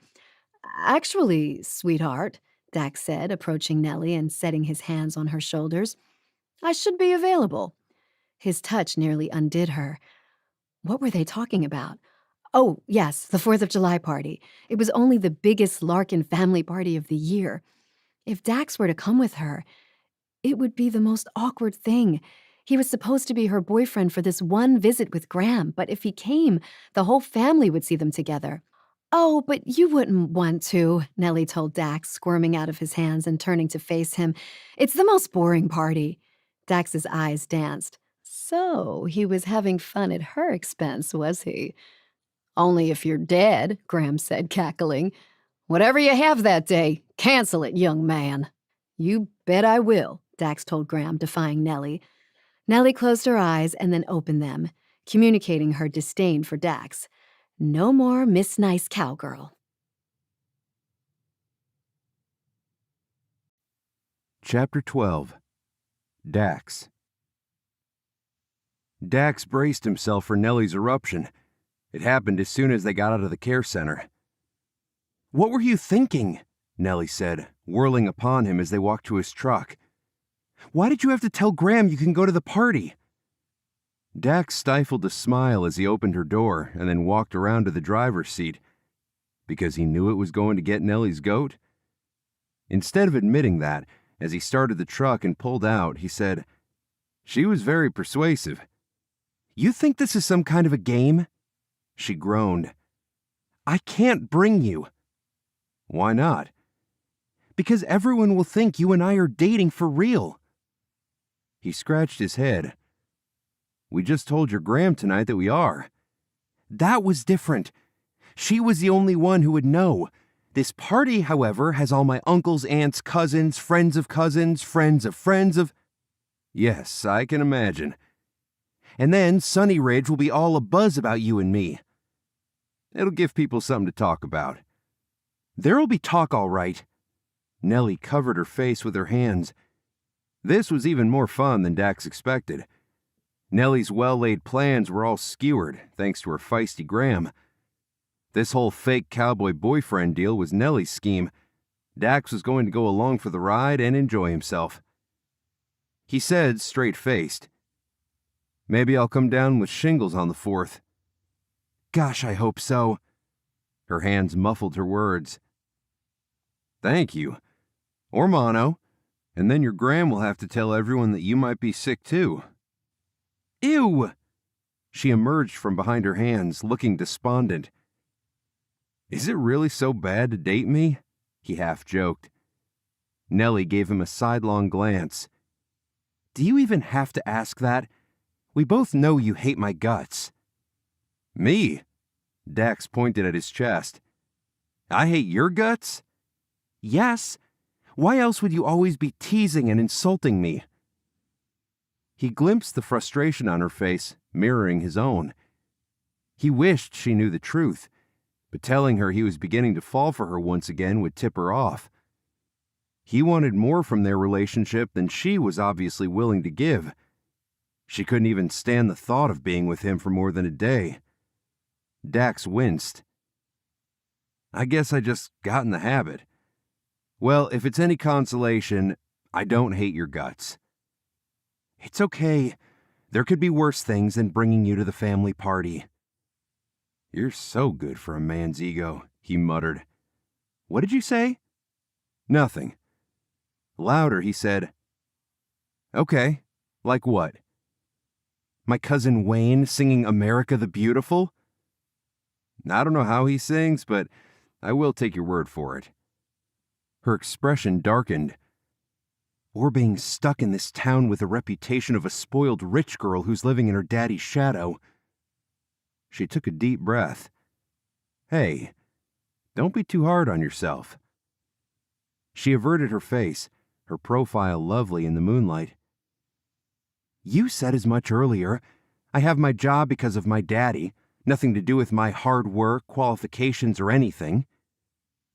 I think most people would love to be in your shoes for a day. Would they? Why would anyone want to be the joke of the town? Her eyes glistened with tears. What do you wish would happen? Do you wish you'd never been born rich? I just want a second chance. A second chance. Her words swirled in his mind. Had he given her a second chance? He became aware of the fact that she was sitting in the cab of his truck on a day that could have been his second chance with her as well, but it wasn't.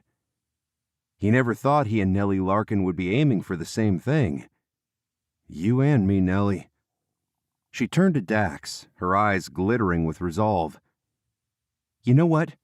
I'm going to do it. He pictured her robbing a bank or riding bareback at full gallop. Do what? I'm going to get a job, without my daddy's help. Wow. He hadn't expected that. And not only that, I'm going to keep it for at least 2 weeks. He slow clapped. Good for you. She narrowed her eyes. Are you teasing me? He held his hands up. I was seriously supportive. And then, I'm going to prove myself to this one stoplight town, and you, that I'm not the spoiled little rich girl everyone thinks I am. Her face glowed. If he thought her beautiful before, she was positively ravishing. He moved his hand toward her. He wanted to grasp her chin and pull her to him in a kiss. But she wasn't beaming for him. He pulled his hand back and raked his fingers through his hair. Good luck. She bit her lip. Thanks. I'll need it. He walked her to her door, where the porch light cast prisms on the floor. Nellie dug the toe of her boot on the mat. Thanks so much. For what? I didn't think I'd say this, but for a fun date. I'll admit, it went better than I thought. I mean, not because of you, but because of me. He shook his head. I'm hopeless. Until your horse decided to drown me. They laughed, and then their gazes met. Her smile faltered, as did his. Did she feel that pull, like she was the moon and he was the tide? His eyes fell to her lips. Nellie, her mom hollered from inside. Is that you? Perfect timing, dinner's ready. I'd better go in, she whispered. You'd better. She stood there for one long moment before letting herself in. For several seconds, he leaned against the doorframe, staring at the closed door, bemused. July 4th couldn't come soon enough.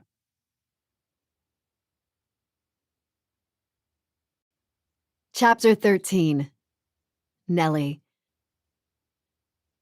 Nellie drove her pink Mustang into the parking lot of the corner strip mall at the entrance of Sunny Ridge. It was the only place in town that had a stoplight.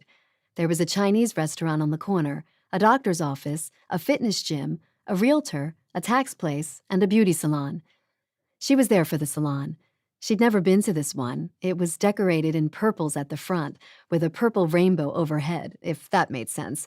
Rainbow Razor was what it was called, which seemed like a brilliant oxymoron, except she doubted anyone truly strategized this on purpose. She imagined the brainstorming that went on. What should we call our beauty salon? Well, I like rainbows. Great, rainbow. Rainbow. How about razors? We cut hair. But we aren't a barber shop. Yes, but it starts with the same letter. Oh, okay then. Let's do each other's nails. Very funny, Nellie. At least they had a real job without the help of their daddy. Nellie expelled a frustrated breath. She procrastinated about coming in to apply for a job because, truth be told, she was nervous. She had told Dax she'd applied for a job before, but she didn't even apply for that babysitting gig. Her mom knew someone who was putting on the event, and her mom arranged for her to be included in basically what amounted to her and a few other girls babysitting one toddler. This time, Nellie really was on her own. How hard would it be, though, to get a job at a beauty salon? She was born to work at a salon. Why, she could even be in an ad for their services since she had such healthy hair, thanks to consistent beauty practices she started when she turned 12. Nellie tugged on her pink skirt and walked like a boss into Rainbow Razors.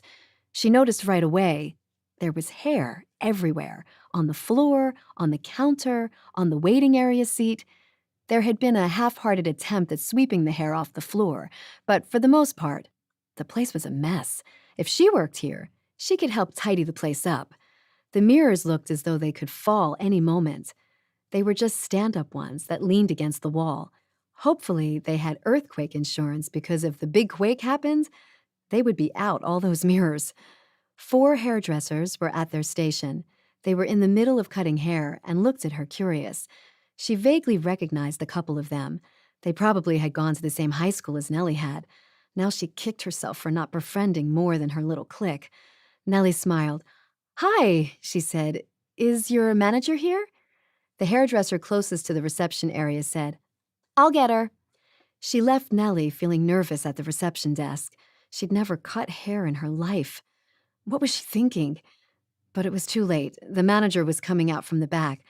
Nellie squinted at the woman. "Winnie?" she said. "Winnie Stevens?" The blonde girl gave her a wilting smile. "Hello, Nellie. Yes, it's me." Wow. Winnie had been a bit chubby on the high school cheerleading squad with Nellie, but she looked great now. Slightly overdone with the makeup, but otherwise she carried herself with style. "You look fabulous," Nellie said. Surprise flared in Winnie's eyes, followed by suspicion. "Funny, that's not what you used to say in high school." Nellie's heart sank. She honestly couldn't remember what she told Winnie in high school, but thinking back to her teenage self, she'd probably said something hurtful. "Sorry," Nellie said. "I know I said mean things back then." "Yep, you sure did," Winnie said, unsmiling. "What can I help you with?" I was wondering if you had a job opening." Winnie gaped at her. "For you?" Like her, doubts crossed Nellie's mind. "Yes, we don't have any job openings."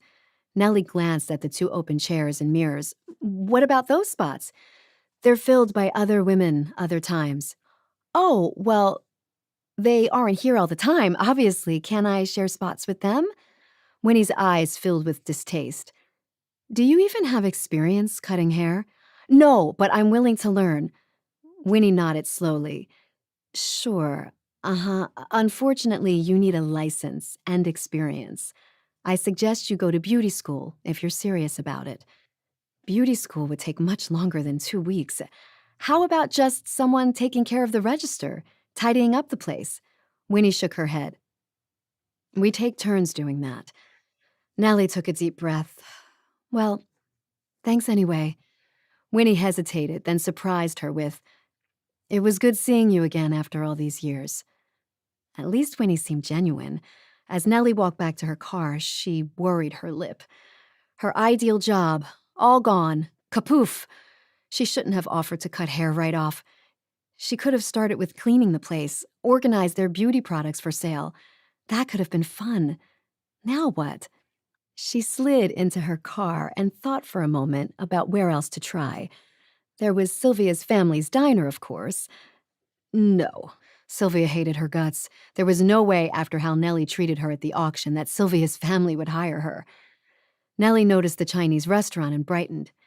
Now, why didn't she even think of that, or the other businesses in this strip mall? She got out, straightened her jacket, and marched off for a new prospect. An hour and 4 resounding rejections later, she walked back to her car, defeated.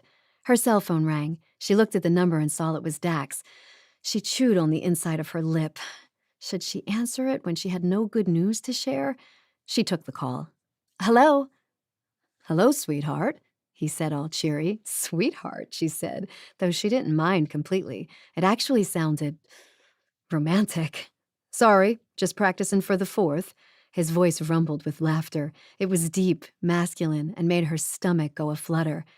"Cute," Her eyes gleamed in the mirror. "I was wondering how the job hunt was going." Frustration ate at her. "Honestly, terrible." Uh-oh. Nellie felt like a volcano so close to erupting. She wanted to vent to someone about the injustice of it all, that people actually wanted to see real job experience and qualifications. She poured this all out and then stopped herself partway. "Sorry," she sniffled. "Rich girl problems." "Hey, it's tough finding a job nowadays. It's been so long since I've had to apply for one that I wouldn't know what to do if I were in your shoes." His words soothed her. "That's nice of you to say. Anyway, I'm going to keep pounding the pavement." "Hey." The word sounded like a lure, reeling her in. "Yes?" "I was wondering if I could fix you dinner tonight." "Fix dinner?" she gasped. "For me? Why?" "To take the sting out of job hunting." She leaned against her car seat, picturing Dax with his Dutch oven, serving her another great meal. His sleeves rolled up, the house smelling wonderful, and she could arrange his table. "We could strategize about July 4th, I suppose," she said. "Yes, of course, that's it. So, it's a yes?" "Yes." "Great. What time should I pick you up?" "How about 7? "Okay, 7. See you then. Chin up and all that. You've got this." "Thank you." A little smile hovered over her lips. That was sweet of Dax to call her and to invite her to dinner. Her body hummed with delicious anticipation. She pulled out of the parking lot and onto Main Street, looking for other potential places of employment. There was an insurance business, another haircutting place that she didn't have the heart to check, the grocery store, 2 banks, and the hardware store. And then, of course, there was Penny's Diner, the one Sylvia's family owned, right smack dab in the middle of town. It was a long-time establishment, started by Sylvia's great-grandparents, and rumor was Sylvia was planning to buy out her parents. In the window, there was a help wanted sign. Nellie followed it with her gaze as she drove past. No, she wasn't that desperate yet. Surely Sylvia would run her out of the place. Nellie stopped at the bank first. After 15 minutes, it was clear they were looking for a full-time person who could eventually step into the shoes of the manager. At the insurance company, the guy who talked to her was so slimy she told him she wasn't interested after all.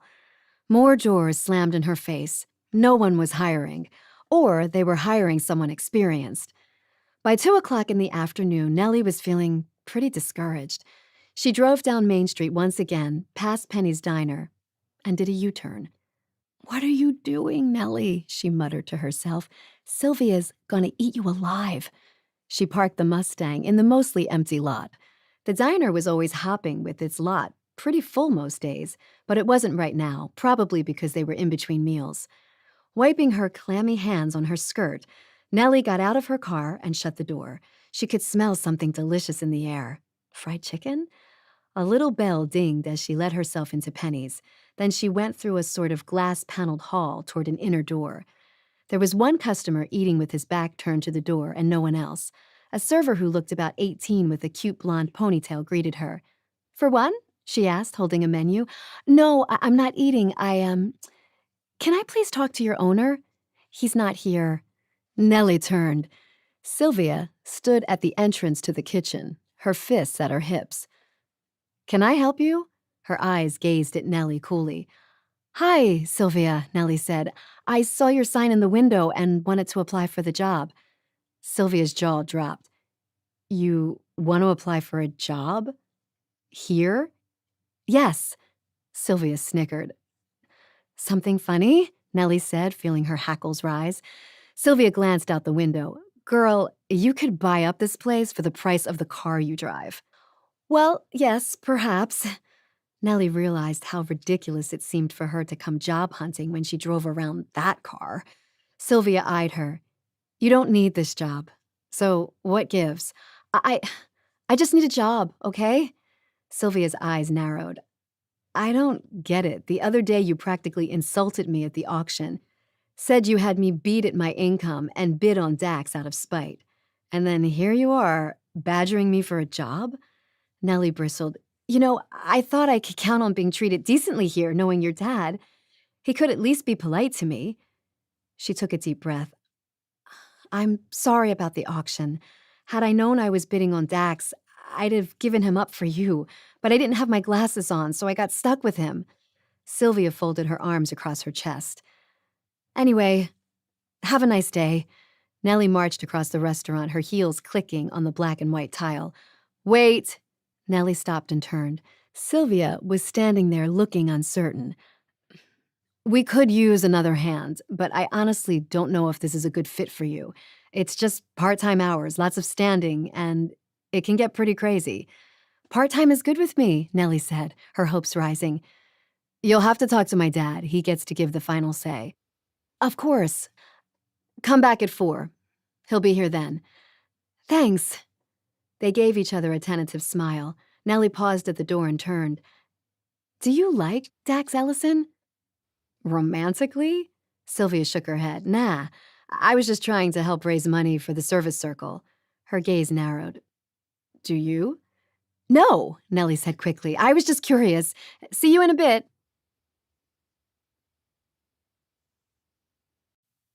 Chapter 14. Dax. Dax added a dash of pepper to the roast. He took a sliver of a bite and smiled. It was just the right amount of moistness and flavor. He went back inside and glanced at the clock. Time to pick Nellie up. He walked to the door and looked at his reflection in the mirror. Not bad for a 26-year-old cowboy. He wondered if Nellie would even notice that he got a haircut today. Not that he had gotten one for her. He eased his hat on his head and drove his truck over to the Larkins. The light was on, illuminating their spacious porch. He walked up and rang the bell. To his surprise, the door was flung open, and out came Nellie. She ran up to him and held his hands. His heart raced at her touch. He was floored. He didn't expect that. Her eyes were shining, and he could feel her happiness oozing from every pore. "Hey," he said, squeezing her hands. "Glad someone is happy to see me." She pulled away and covered her mouth with a hand. "I got a job." She was so cute. Any moment she looked like she would break out into one of those musical numbers. "High five," he said, and she slapped his hand. "Where?" "Penny's Diner. I don't think Sylvia wanted to hire me, but her dad overruled her." They started walking to his truck, and he got behind the wheel after helping her in. "Sylvia and Nestor are good people." She studied his profile. "Especially Sylvia, huh?" He frowned. "What do you mean?" "Nothing." He circled the driveway and headed to his place. She sighed. "They must have been desperate." "You sell yourself short, sweetheart." He caught himself. Nellie. He felt her eyes on his profile. "Hey, did you get a haircut?" she asked. "Yep." "I like it." She touched his nape and then bit her lip, as though she thought better of it. Such a small caress, but pleasure coursed through him. "When do you start?" he asked. "Tomorrow." "What about the 4th? Will you have to work then?" He braced himself for disappointment. "That's the nice thing. Sylvia's dad is the coolest person. I told him I had family stuff that day, and he said I didn't have to work then." "Nice." They reached Dax's place. He'd left lights on so that it would look more inviting when he brought her over. Wryly, he observed that the light just accentuated the drabness of his place. He really couldn't hold a candle to what Nellie had, so he may as well not try. They got out of the truck and walked up to the porch where Bub raised his head. "Hey, Bub," Nellie said. "I got a job today." Bub gave her an unexcited response, but maybe he was just overwhelmed and speechless. Dax opened the front door for Nellie and watched her reaction. "Dax Ellison," she squealed. "You spiffed up this place." "Yep.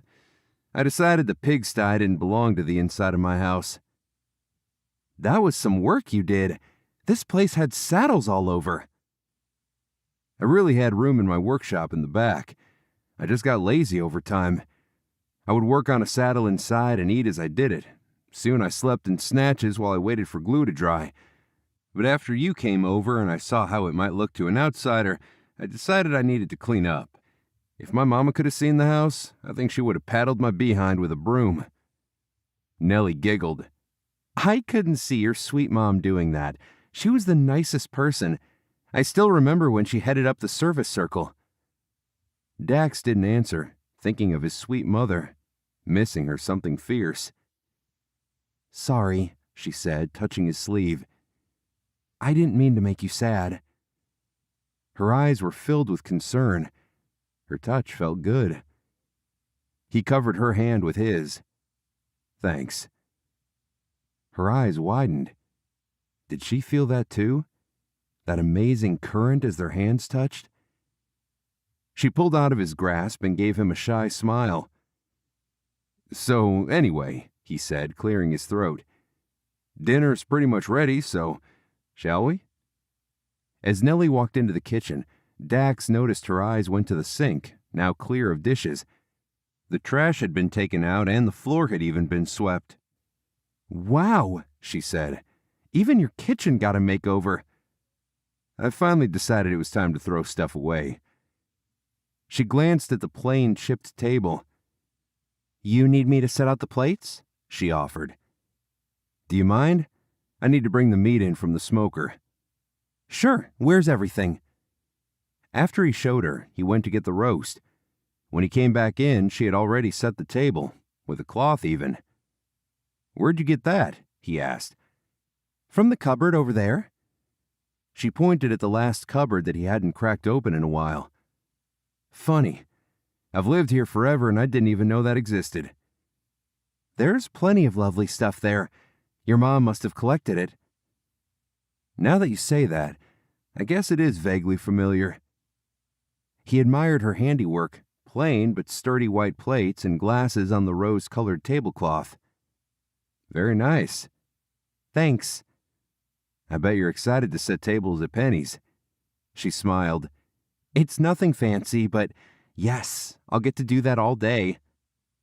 Her excitement was contagious. They washed up, said grace, and dug into the fine meal, if he could say so himself, topped with dessert at the end, an apple pie. "Did you make this, Dax?" she asked, digging into the pie with relish. Sunnyway did." "That's okay. No one can be that perfect." He gazed at her. "Did you just call me perfect?" She pointed at her bulging cheek. "Can't talk." But he still looked at her suspiciously as her cheeks reddened. "I didn't say you were perfect, but you're near perfect." "Go on." Nellie rolled her eyes. "Well, you cook like a dream, and you're polite, you don't smell, and you can clean house." "Score." He pumped his fist. They smiled at each other. Dax felt butterflies in his stomach. Was that love, or just too much apple pie? "So, boss," he said, brushing the pie crust crumbs off his stubble. "What's the game plan for the 4th? Steer clear of Aunt Edna at any costs." "Aunt Edna, no. Why?" "Because she will talk your ear off, and if we're together, I will have to hear it all." "Shouldn't I meet your parents formally?" She cocked her head. "That would be a good idea. Maybe tonight when you drop me off? We'll do a quick intro, if they're still up. I would hate for it to be so public. They'll grill you and it won't be pretty." "Okay."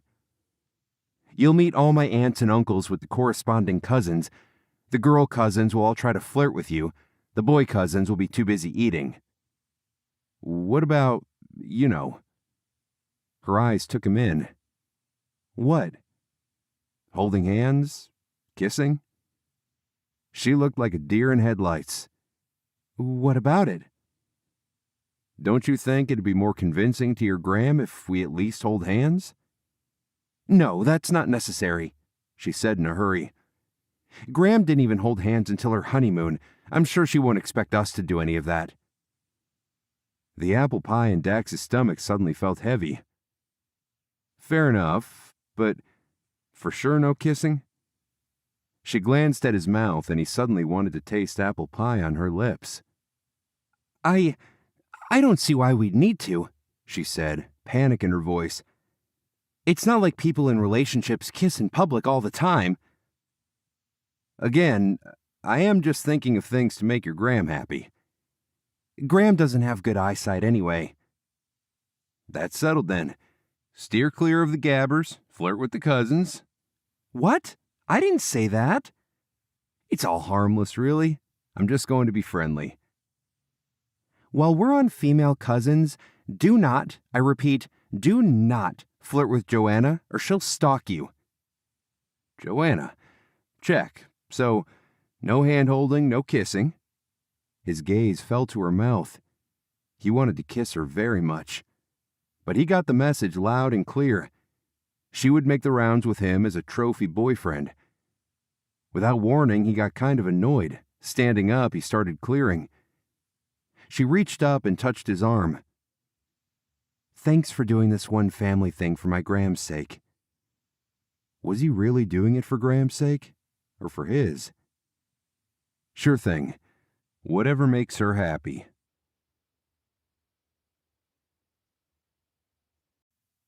Chapter 15. Dax. Dax parked his truck in the Larkin driveway and turned to Nellie. She looked beautiful, and he ached to hold her. Are you excited about your first day of work tomorrow? She nodded. And scared, to be honest. I bet you'll do great. You think? I've never done anything like this before. It's just like riding a bike or driving. It's scary as can be, but with practice, you'll get better. I wanted to thank you, she said. I would never have done this if you hadn't questioned my job status. I knew you had it in you to be like the rest of us commoners. She stuck her tongue out, and it was all he could do not to pull her to him. They fell silent. He was faced toward her, and she was turned forward. Thanks for joining me for dinner, he said. Thanks for cooking, she smiled. When he didn't say anything, she glanced at her house. Do you have to go already? He said, embarrassed that he might have come across as needy, hopelessly in love. Her gaze flicked toward him. Was that regret in her expression? Well, it's late, she said, and I have an early start tomorrow. Sure. He got out of his side and opened her door.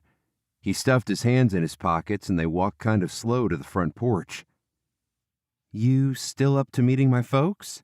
She asked. He nodded. Are you going to tell them we're dating? She thought for a minute. I probably should. Otherwise they would ask the hard questions at the 4th of July party in front of everyone. Okay. She opened the door and called out, Mom? Daddy? She motioned for him to come in. So, this was the inner sanctum. The family room was 2 stories high, decorated in high-end Western.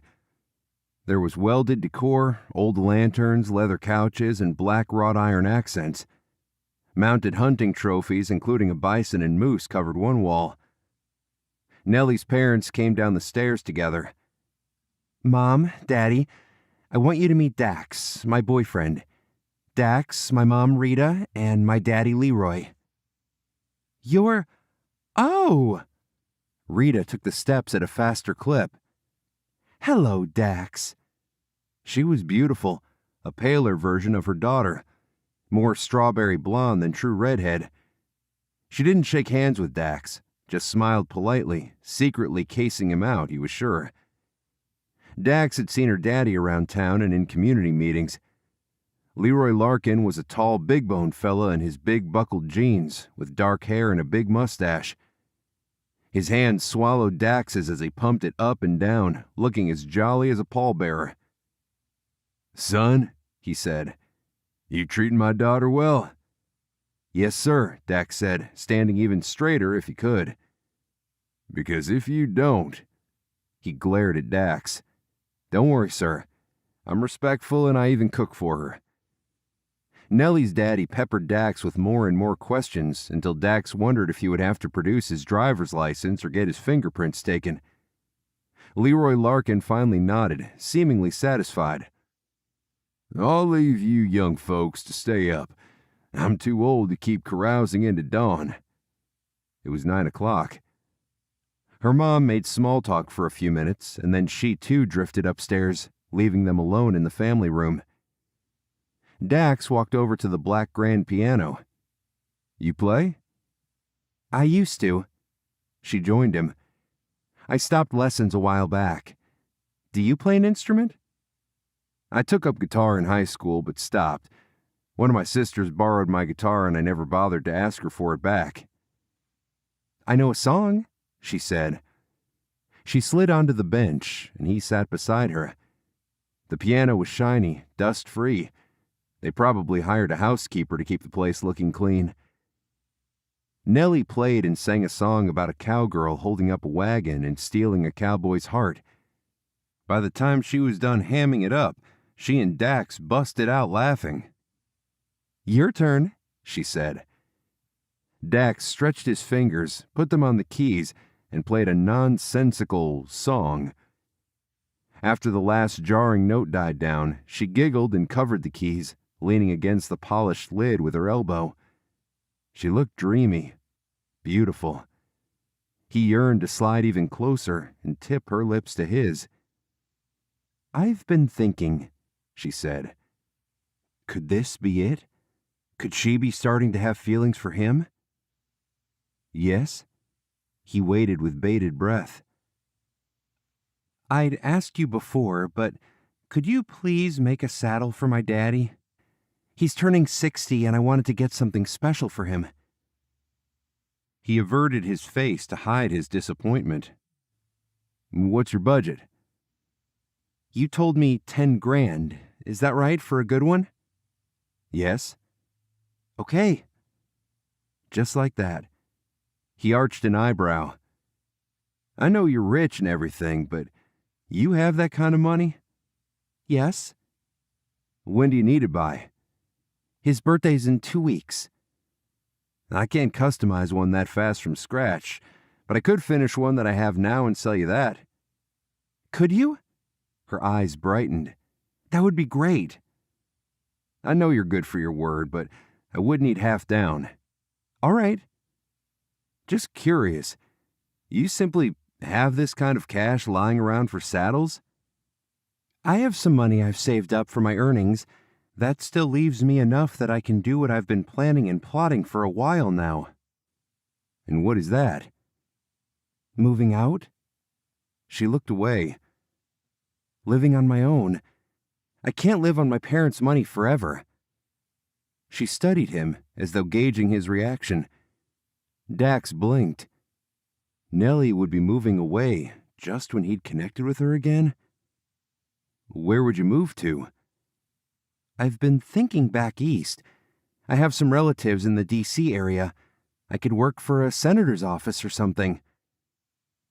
He pictured her going to work in a sharp and attractive tailored suit, turning heads in a subway. A sharp pang of jealousy spread across his chest. She twirled her hair on a finger.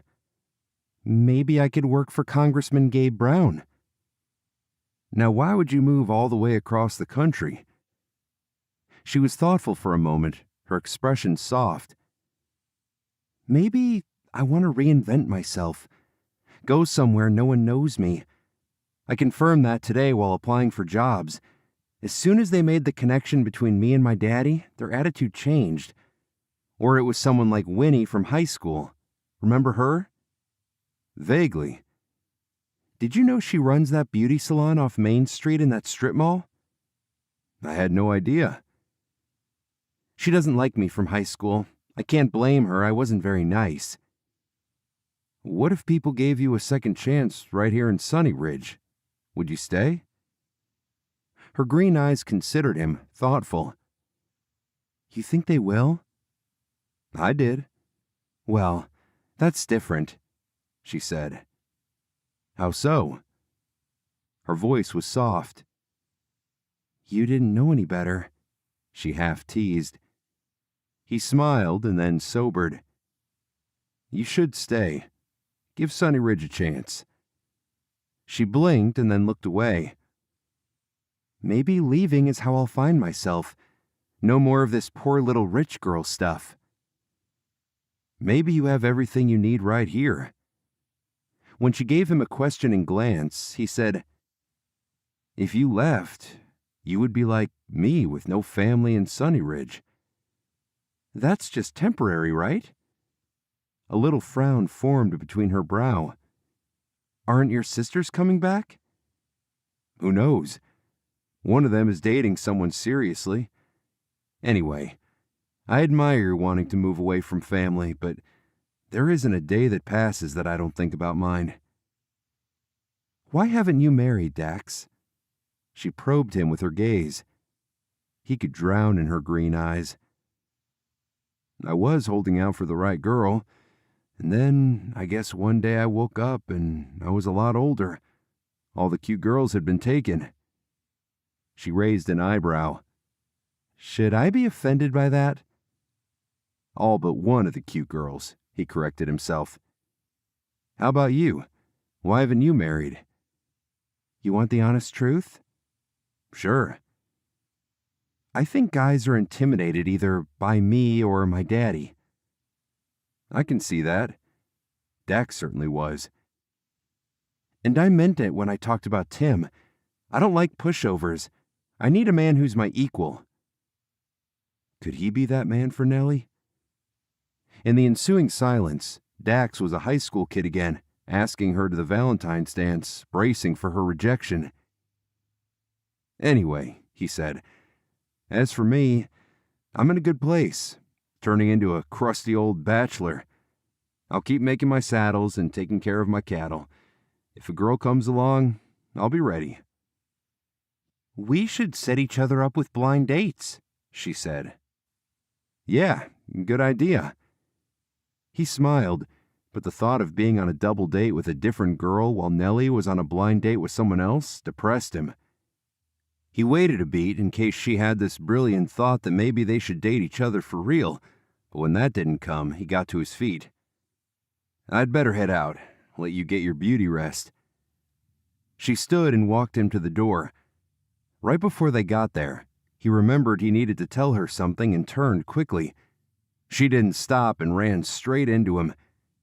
His arms went around her instinctively, and he gazed intently at her rosy lips. A sweet, smoky thread of longing unspooled inside him. She stared at him, her eyes round.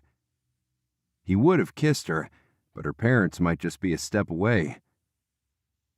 "Good luck tomorrow," he said, and then took himself off into the dark night without waiting for her answer. Chapter 16. Nellie. Nellie drove her Mustang to her first day of work and smoothed her hair she'd put back into a simple chignon. Sylvia had suggested that she put her hair up for hygienic purposes, which Nellie wholeheartedly agreed with. She glanced at her reflection in the mirror and noted how bright her eyes were. Could they have something to do with a certain cowboy named Dax? Maybe, not that she'd admit it to anyone. Last night was one of the funnest dates she'd been on in a long time. But the end was all confusing. One moment, Dax looked like he wanted to kiss her. Another moment, he was hightailing it out of there like a gopher being chased down its hole. If he'd kissed her, she wouldn't have minded. But she wasn't a girl to initiate that sort of thing. A kiss had to be taken properly by a cowboy. She blew out a breath and focused on the day. She was working a real job for the first time and didn't have time to daydream. Sylvia's dad, Nestor, greeted her at the entrance. "Welcome, Nellie," Nestor said, grinning. He was in his 60s with a quick smile, unlike his daughter, who usually looked serious. Nellie did a quick look around and couldn't see Sylvia. Good. Sylvia made her nervous. Nestor handed Nellie an apron and showed her around the restaurant. By 11 in the morning, which was opening time, she felt like she at least knew where most everything was and what was expected. Sylvia arrived looking frazzled. She stopped short at the sight of Nellie and then breathed again. "Oh, that's right," she said. "You work here now." And then she walked at a fast clip to the little office in the back. "Yep," Nellie said. "Thanks for the warm welcome." Her first customer was an easy one. It was a single gentleman who wanted the special, which was an open-faced turkey roast. He wanted refills of his coffee and also a take-home container. Closer to noon, the place started hopping. Between her and 4 other servers, they were zipping back and forth. Nellie messed up a few times, forgetting which ones were her table and getting the wrong soda for people. Nestor just gently reminded her, but Sylvia made sure to announce from the rooftops that she goofed. "Nellie, table 6 got the wrong order. Fix it." "Nellie, table 1 is still waiting on their rolls." "Nellie, table 2 needs their order taken." No matter how hard she tried, Nellie still managed to flub something. Frankly, after 2 hours, the novelty wore off and she was about ready to quit. Or at least take a break in the back somewhere and have a good cry. "Nellie, you have a customer at table 4. No time to cry. It would have to wait. She put a weary hand to her hair, which had sagged in all the heat of the kitchen. Her lipstick had long since faded. Her makeup melted, and she had multiple stains on her apron. Her eyes immediately focused on a man sitting in a booth. Table 4. Dax Ellison. Great. She was already flustered. He was just going to make it worse. He looked up from the menu and did a double take. "Whoa. Hi, Nellie." She gave him a nervous smile. "Hi." He leaned back, pinning her with those blue eyes. His muscles rippled under a shirt that fit him just right. When he smiled, excitement swirled in her chest. "I was hoping to run into you," he said. "What a bonus. You're even my server." "Why?" she asked lightly. "To make fun of me?" If he sassed her, she would reach her breaking point. "No, to congratulate you." "Oh, well, thanks. I'm sure I look like a mess." His eyes lingered over her face, her apron, and back to her eyes. "You look cute." Her cheeks warmed. "Thanks. What can I get you to drink?" He leaned forward. "Now that you have infiltrated the inner circle, can you tell me why you ask for a drink order first before taking the full one?" "It's so your customers have more time to look over the menu." "Ah, brilliant. I'll have a water then." "With or without a lemon slice?" "Without." She put her little order pad in her apron pocket. "Be right back with your drink." She sensed him watching her as she left the table for the kitchen. In the kitchen, she paused, trying to calm her breath and heart. She caught a glimpse of her reflection in a little mirror by the kitchen sink. "You look cute." She actually did look cute. In a blousy way, like she'd been out in the sun for a bit, pink in the cheeks from all the exertion of getting everyone's orders. As she smiled to herself, she realized Sylvia was watching her. Nellie snapped out of her thoughts and made her way to the soda fountain. Back out she went to take Dax his water. "What'll you have?" she said. "What do you recommend?" His eyes danced. "Is this your first time here?" she asked, slightly annoyed. "No, but it's my first time having you for my server." "Well, all day I have had orders for the fish and chips, so I would recommend that. But if you want to be healthier, I suggest the chicken salad." He rubbed the scruff on his jaw. She stared at him, transfixed at the gesture, and then bent her head over her little notepad once again. "I've never thought about the salad, to be honest," he said. "I'll try that today." "Okay." She took his menu and their fingers brushed, making her suck her breath in. He stared at her and then smiled. When she brought him his salad, he took a bite and made a thumbs-up sign, his cheek bulging. "Wow, this is great." "Didn't I tell you?" She put a hand on her waist. He took another bite. "Seriously, I have never had this here before. Thanks for suggesting it. You should try the ribs next time. I took an order out and it looked good." "Oh, I've had that one." He cocked his head. "Are you working here full-time then?" "Just a full first day to make up for tomorrow, but otherwise part-time." "You look like a pro." Her face warmed with pleasure. She left him digging into his salad. After checking on him a couple more times, she noticed him sliding out of his booth while she was taking another table's order. Tamping down her disappointment that he didn't even say goodbye, she finished taking the order and went over to clear his spot. He had left a $20 tip and a note on the back of his ticket. "Thanks for the wonderful service. I loved the chicken. You are doing an awesome job. See you tomorrow." He had drawn a heart after it. With a smile, she tucked the note in her pocket. At the end of the day, she helped clean up and hung up her apron just as Sylvia was counting out the money. Sylvia pushed the cash register shut with a little ding. "Hey, good job today," Sylvia said. "Thanks. Is your dad still around?" Sylvia looked at her curiously. "No, why? I just wanted to thank him too. He's home with my mom." Sylvia hesitated. "She has cancer." "Oh," Nellie's face fell. "I'm sorry to hear that." "It's okay. They caught it early on, thank goodness, but she's been having to have treatments done and all, and that's been super hard for her." "I can see that. I hope she fights it off." Sylvia nodded and swallowed, worry in her eyes. "I hope so too. Well, good night." As Nellie walked to her car, she thought of Mrs. Garcia, Sylvia's mom. Suddenly, Nellie's petty problems, like bringing a boyfriend to her family's July 4th party, seemed like nothing. Chapter 17. Dax. At 9 the next day, Dax walked up to Nellie's front porch, feeling as nervous as a flighty stallion. He really wasn't used to being around rich folk, let alone a whole clan of them. It was one thing to visit with Nellie. He was starting to get the hang of that. But it was another to visit with a whole bunch of Nellies. The Larkin driveway was crammed with so many cars that Dax had to squeeze his truck along the dirt road fronting their property. Nellie opened the door with a smile. Boy, was she a sight. She was wearing a white blouse and a denim skirt, her red hair swept back from her face with a cute tied-up bandana as a hairband. Dax glanced down at his blue shirt and was glad he was at least somewhat color-coordinated. "Happy 4th, she said, grabbing his hand and pulling him into the house. She said no hand-holding, but he wasn't going to protest. He straightened his hat and let her lead him. She made the rounds with a bunch of people sitting in the family room. Several younger cousins, Joanna with red pouty lips, Aunt Edna, more aunts and an uncle, friends and babies.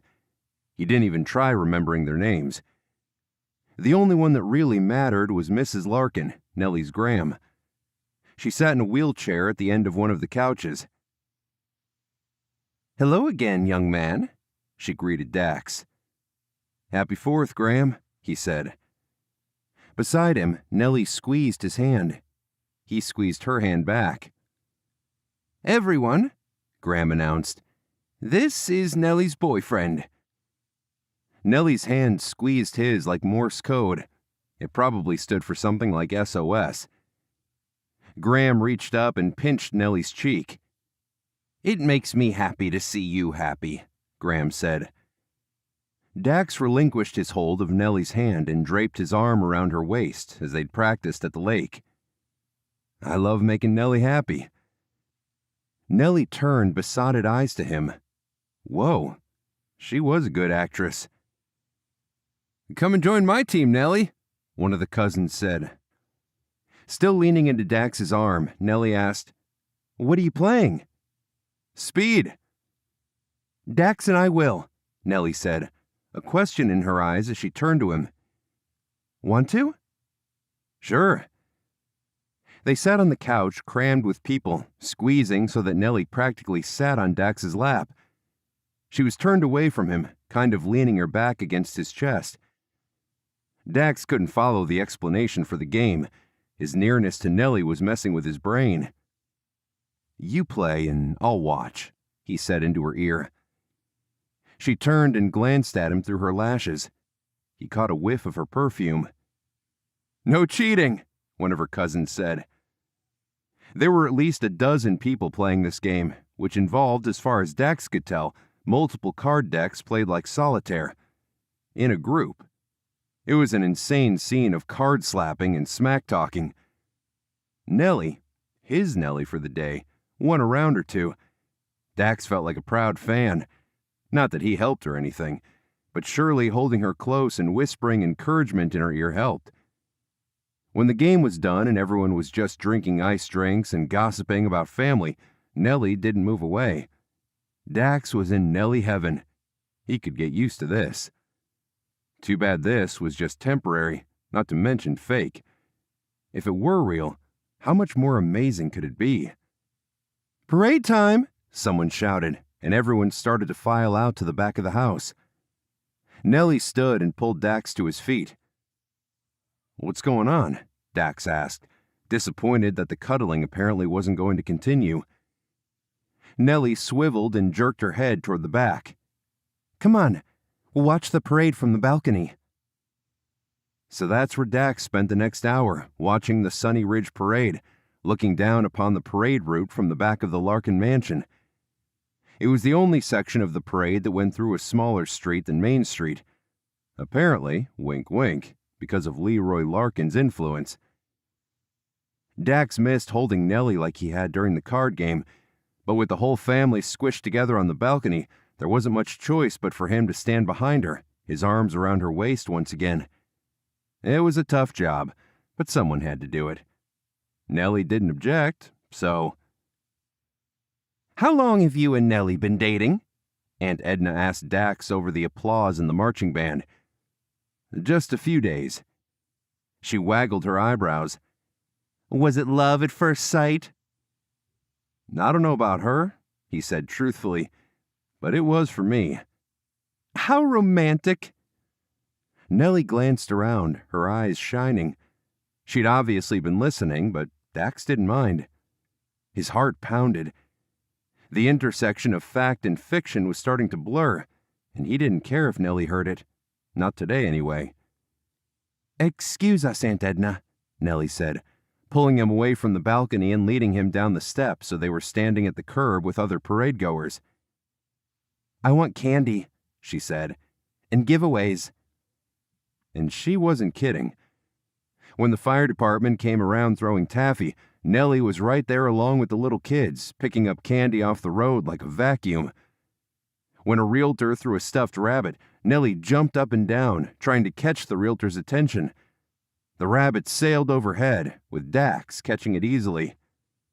"Mine," Nellie said, giggling as she wrapped her arms around his waist. Dax snagged her close with one arm and kept the bunny hoisted, barely out of her reach. "You can have it for a kiss." Nellie stared at his mouth, hers curving up in a smile. She got on her tippy toes and slanted her lips across his. It was a quick movement, like the striking of a match. A small flame that flared and teased, leaving a scorched aftermath. She pulled back, her eyes dark and stormy like the sea, watching his reaction. Not fair. He wanted more. His blood raced. If they were alone, he would have embraced her fully, kissing her until she was weak in his arms.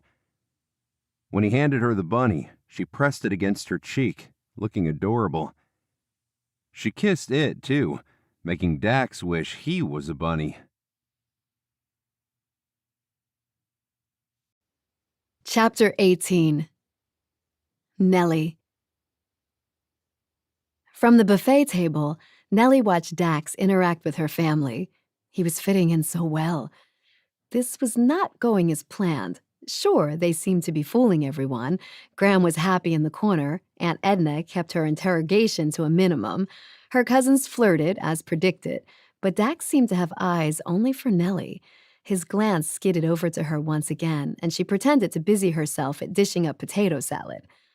What would happen to them after today? The deal was that they would fake the 4th, and then they would part ways. Dax seemed pretty adamant about that, and Nellie thought it was a good idea too. Until today. Every touch, every smile, every glance. Nellie couldn't think straight. She felt like she was in a bubble of pleasure.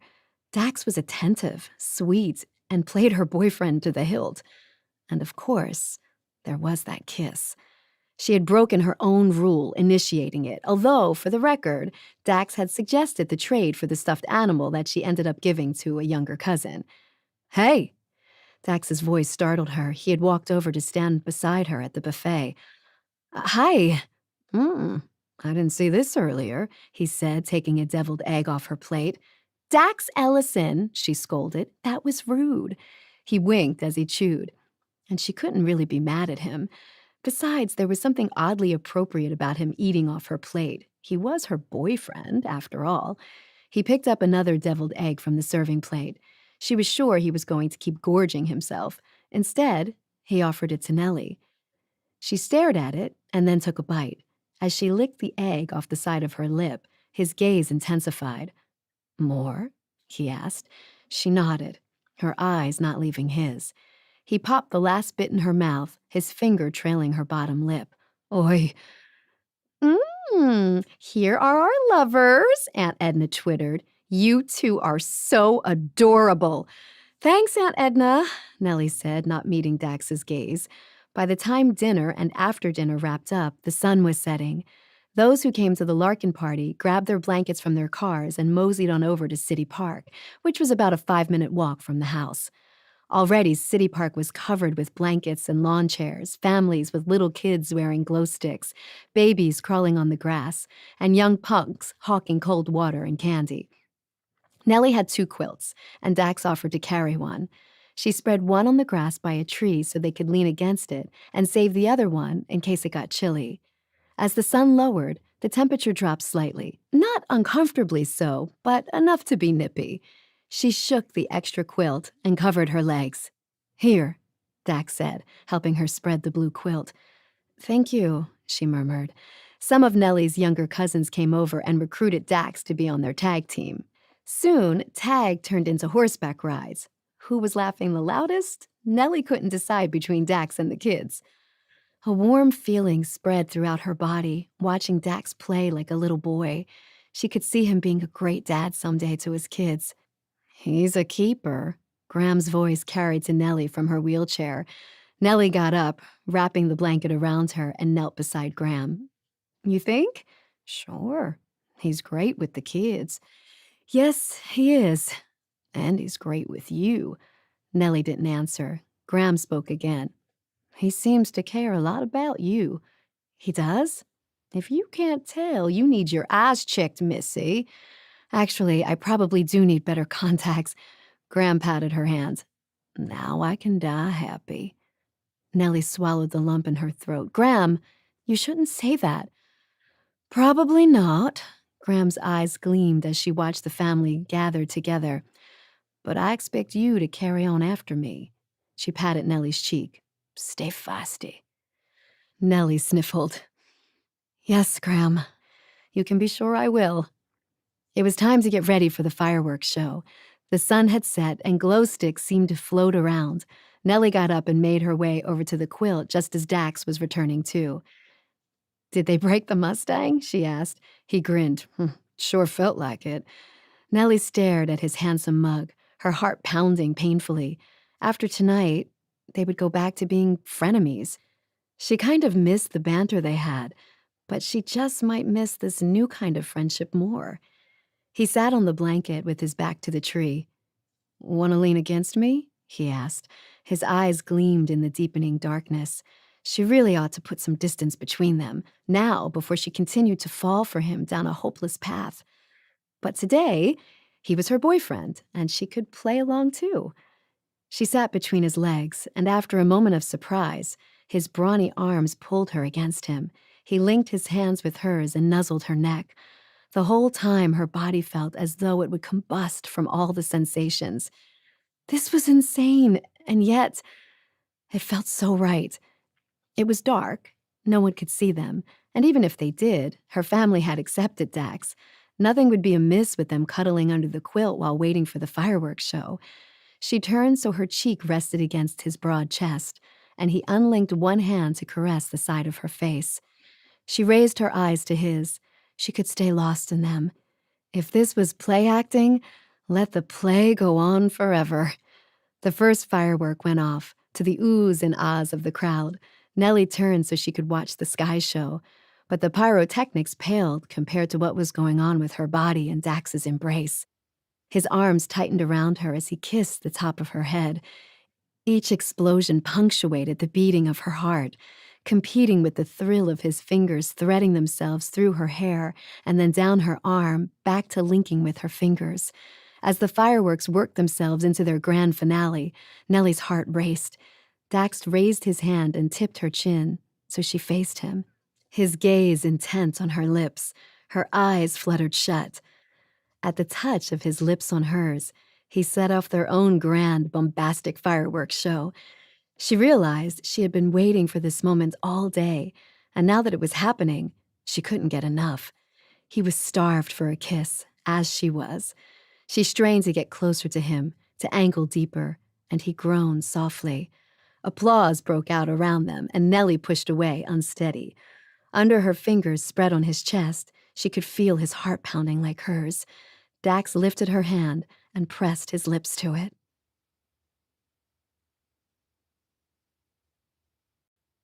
Chapter 19. Dax. Dax walked Nellie to her front door in silence.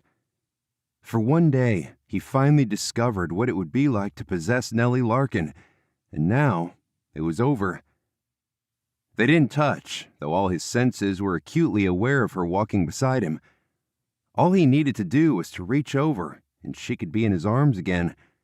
But that wasn't the deal. The deal was one day of faking it for the family. One long, crazy, amazing day, down to their explosive kiss. For as long as he lived, he would remember it. After this, they would be back to what, he wasn't sure. Back to the wall he was good at putting up so she couldn't reject him again.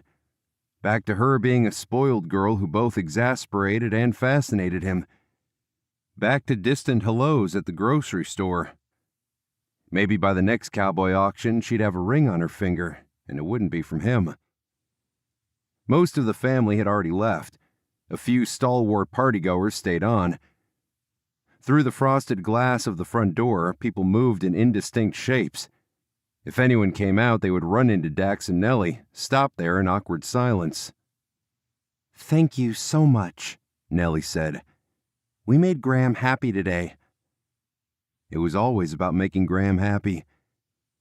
He dug the tip of his boot into the husk doormat. "You're welcome." He gave her a wry smile. "I'll be watching you, kid. Don't forget, you owe me 2 weeks at the job." "And if I don't?" she sassed him. He could have pushed for a bet. Another date, another kiss, another chance. Especially with this Nellie he'd rediscovered. Beautiful as always, and sweet, soft, caring, fun. The words died in his throat. He had been brave about a lot of things in his life, but declaring himself to Nellie terrified him. She said, "About my daddy's saddle." "Uh-huh." "Are we on track for you to finish one?" "Yep." "I can get you the money." "I know where you live." He smiled. She smiled back. "I guess this is it," she said. "It doesn't have to be." "I suppose," he said. Her eyes searched his. Then she flashed him that good old Nellie smile, like she hadn't a care in the world, though the expression in her eyes seemed brittle. "See you around, cowboy." She opened the door and walked in the house. As the door closed, Dax stood there for a long moment. He pressed a hand on the door to steady himself as she broke his heart in two, yet again.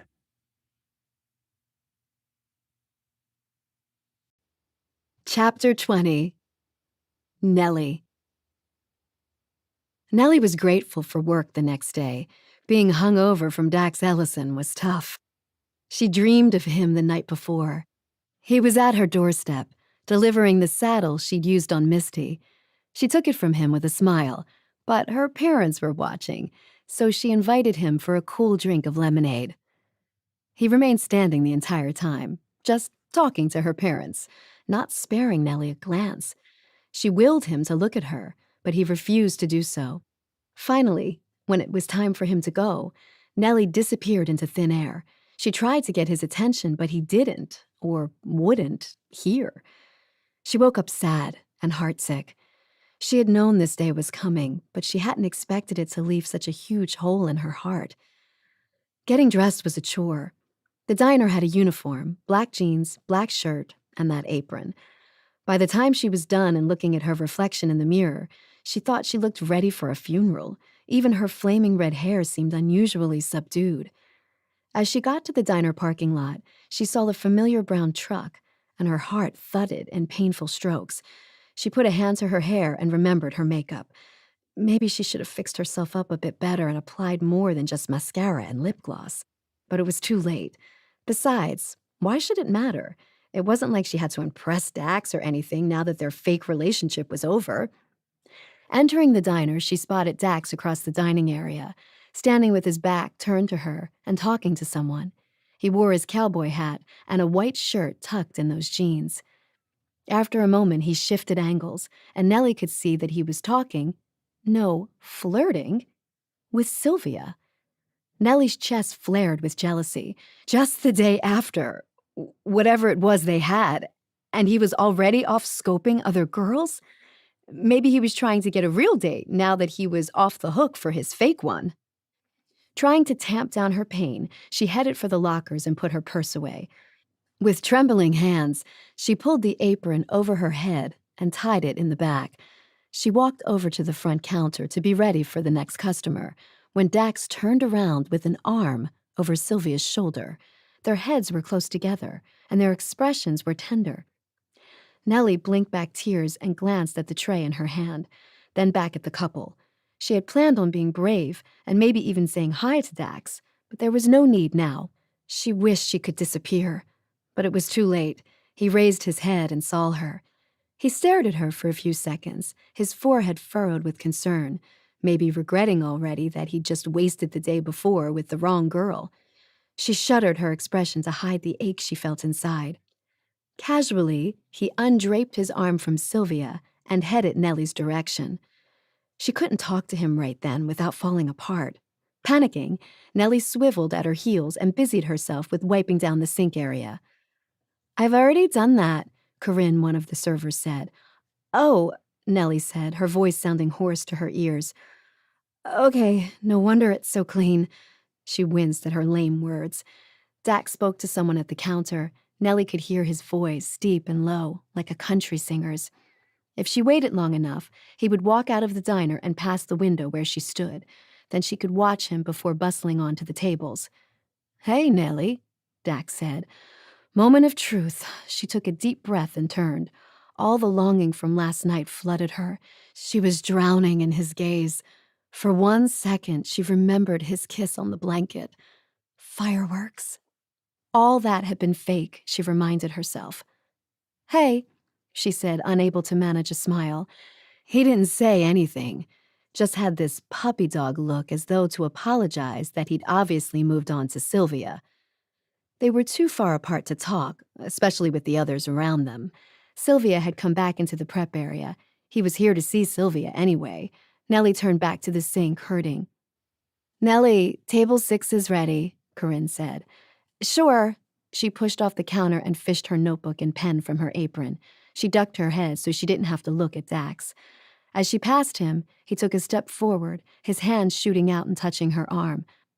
"How are you?" he asked, his eyes anxious. Up close, she could see his rough stubble and remembered how it felt against her cheek, her lips. Did he have to affect her that way? She moved so she wasn't within his reach. "I'm fine," she said through gritted teeth. "Excuse me, but I need to get a table." "Sure, I was just—" She lifted her chin, giving him a haughty stare, like the old Nellie, before she made the huge mistake of falling for him. She braced herself for his revelation that he was dating Sylvia after all. His glance took in her expression, uncertainty clouding his face. Never mind." Just as well. She walked on without looking back.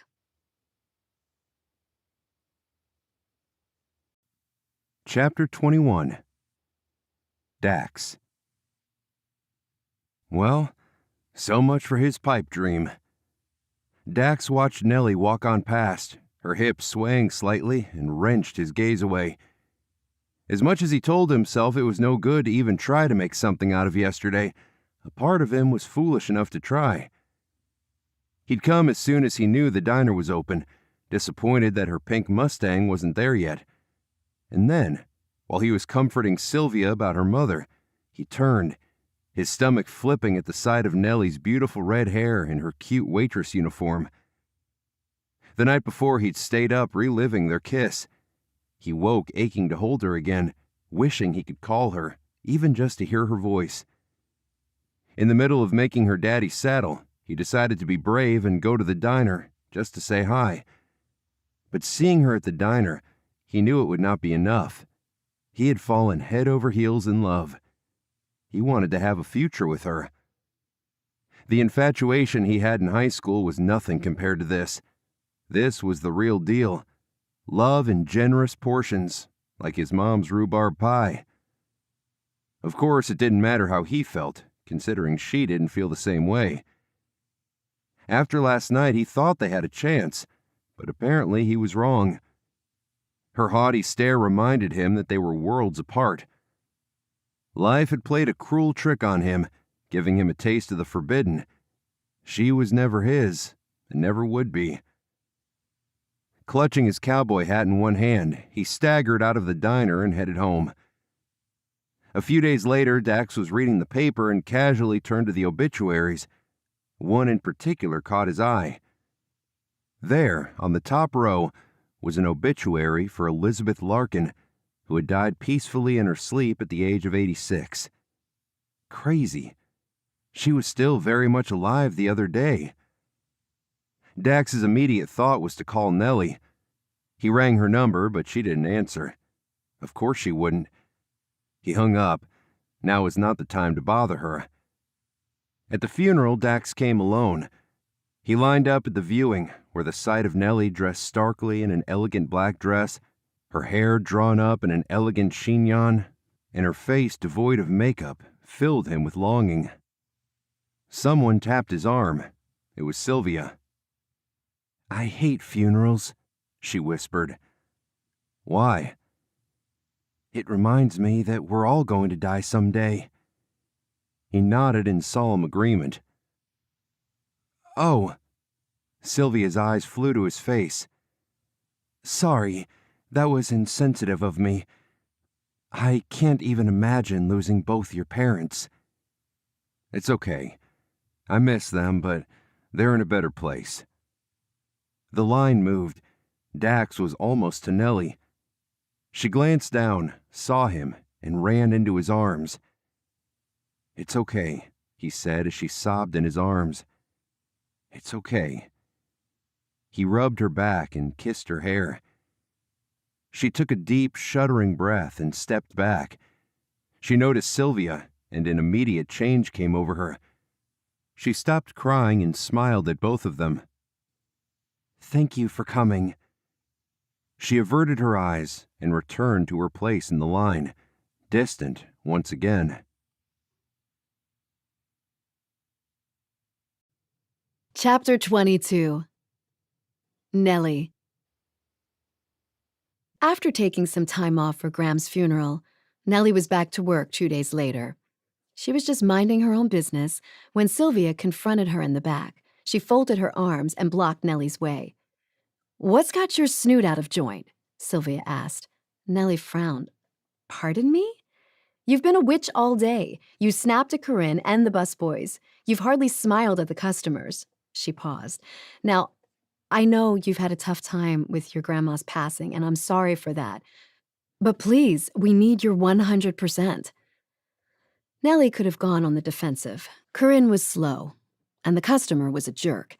And of course, there was that issue which must remain unspoken.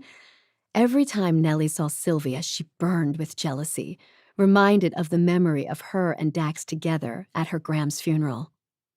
Nellie took a deep breath and said, instead, "Sorry, I'll try to do better." Sylvia's expression softened, and she sighed. "Thank you. I know you've had a rough week." If only Sylvia knew. Nellie wanted to cry. Instead, she stiffened her spine and went to her next table. The afternoon went by in a blur, and Nellie made more of an effort to be nicer. The last thing she wanted to do was to be fired because she was moping for a cowboy. She secretly studied Sylvia. Grudgingly, she could see why Dax liked her. She had long black hair pulled back in a ponytail and a complexion as warm and pretty as cappuccino. She was small and petite, unlike Nellie, who was tall. Like how it was early in her life, Nellie once again felt insecure about her looks. She glanced in the mirror above the sink, hating her pale skin and unsubtle red hair. Even her green eyes, which usually drew compliments, annoyed her today. They looked like cat eyes, like a stray's hungry and pathetic. At closing time, Nellie was exhausted, physically and emotionally. She was relieved to finally toss her apron into the laundry bin. Nellie! Nellie turned to see Sylvia walking over to her. Sylvia jammed her hands in her jeans pockets. Sorry I bit your head off today. Nellie shrugged. It's okay. I deserved it. Especially since you put in a full day when you didn't need to. She paused. With Dad caring for Mom today, we really needed you. Thank you. You're welcome. How is she? Sylvia's eyes filled with tears. Not good. There's a treatment that could save her life, but it's experimental and the insurance company won't cover it. How much are we talking about? At least 50 grand. Wow, that's a lot of money. I know. Sylvia's shoulders slumped. I wish we could be earning more, but all the profits are already going to her treatment. Nellie thought for a minute.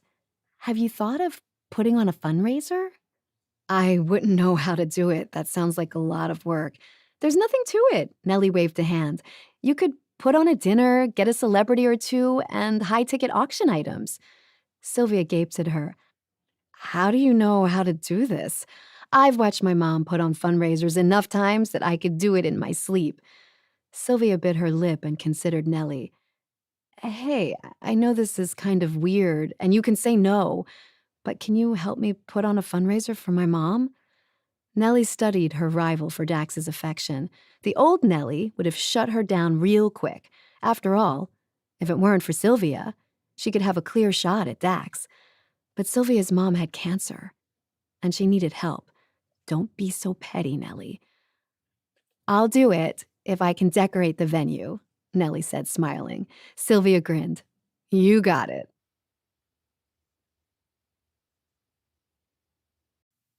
Chapter 23. Dax. Dax bent his head over his saddle project, intent on lining up two pieces together. He stitched them in place and looked it over with satisfaction. He glanced at his watch. 5 o'clock. Quitting time. He stretched his fingers and legs. Tomorrow he should be able to finish this saddle. He could call Nellie and tell her it was done. Nellie. The ache from her rejection at the diner still stung, but it did so less with each day that passed. Since the saddle was a gift for her dad, she might want to keep it a secret. She would have to come over and get it. Walking over to the window, he looked out, his gaze taking in his rural front landscape. Already the pasture was almost shin-high. He'd hardly noticed the change in what was growing out there. Since Nellie's last rejection, he'd focused on work, not doing much else. Someone knocked on the door, and immediately he thought of Nellie. Could she have had a change of heart? He glanced at his hands, covered with tanning oil and glue. He'd have to do. Opening his door, he was surprised to see Sylvia. Oh, hi. She smiled. Can I come in? Sure. He was glad to see his friend. Their relationship could have gone either way. In their case, nothing romantic came of it. He thought of her more as his younger sister. Sylvia remained standing. I can't stay long. I have to get some stuff for the diner, but I just wanted to ask you if you could help with something. Anything. I'm putting on a fundraiser for my mom, and I need a barn backdrop built, plus a few saddle props. You got it. I can certainly loan out saddles. She bit her lip. I hate to ask because it seems in poor taste, but would you be interested in donating one of your saddles for the silent auction? He rubbed his nape. Oh, Sylvia, I wish I could. I just sold a lady's saddle a day ago, and this one here, he pointed at Nellie's commission, has also been promised to a client. Her face fell. That's okay. I knew it would be a long shot anyway. Even if you had a saddle to donate, that's a lot to ask. I would have done it. I mean, what's a saddle compared to your mom's health? Her dark eyes filled with tears. You're a great friend, you know. I really appreciate you. She stepped forward and they hugged. Hey, I've been meaning to ask, she said as they pulled apart. How did that date with Nellie go?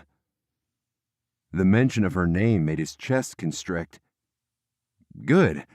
Better than I expected. She's actually pretty nice when you get to know her.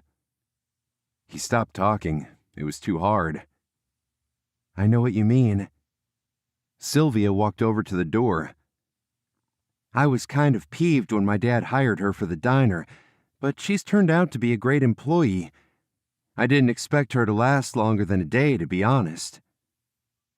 It's now been a week, hasn't it? She nodded and then studied him. I thought maybe you and she were... Were what? That you liked each other. In the past, he did. Nah, it was nothing like that. We just had a couple of fun days was all.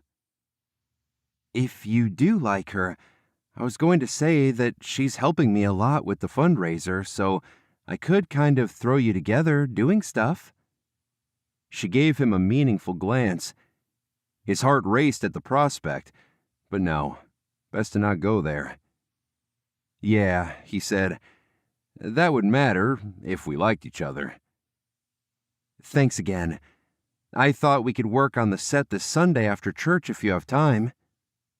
Sure. After Sylvia left, Dax leaned back against his workbench. He hadn't seen Nellie in a few days, hadn't even run into her at the grocery store.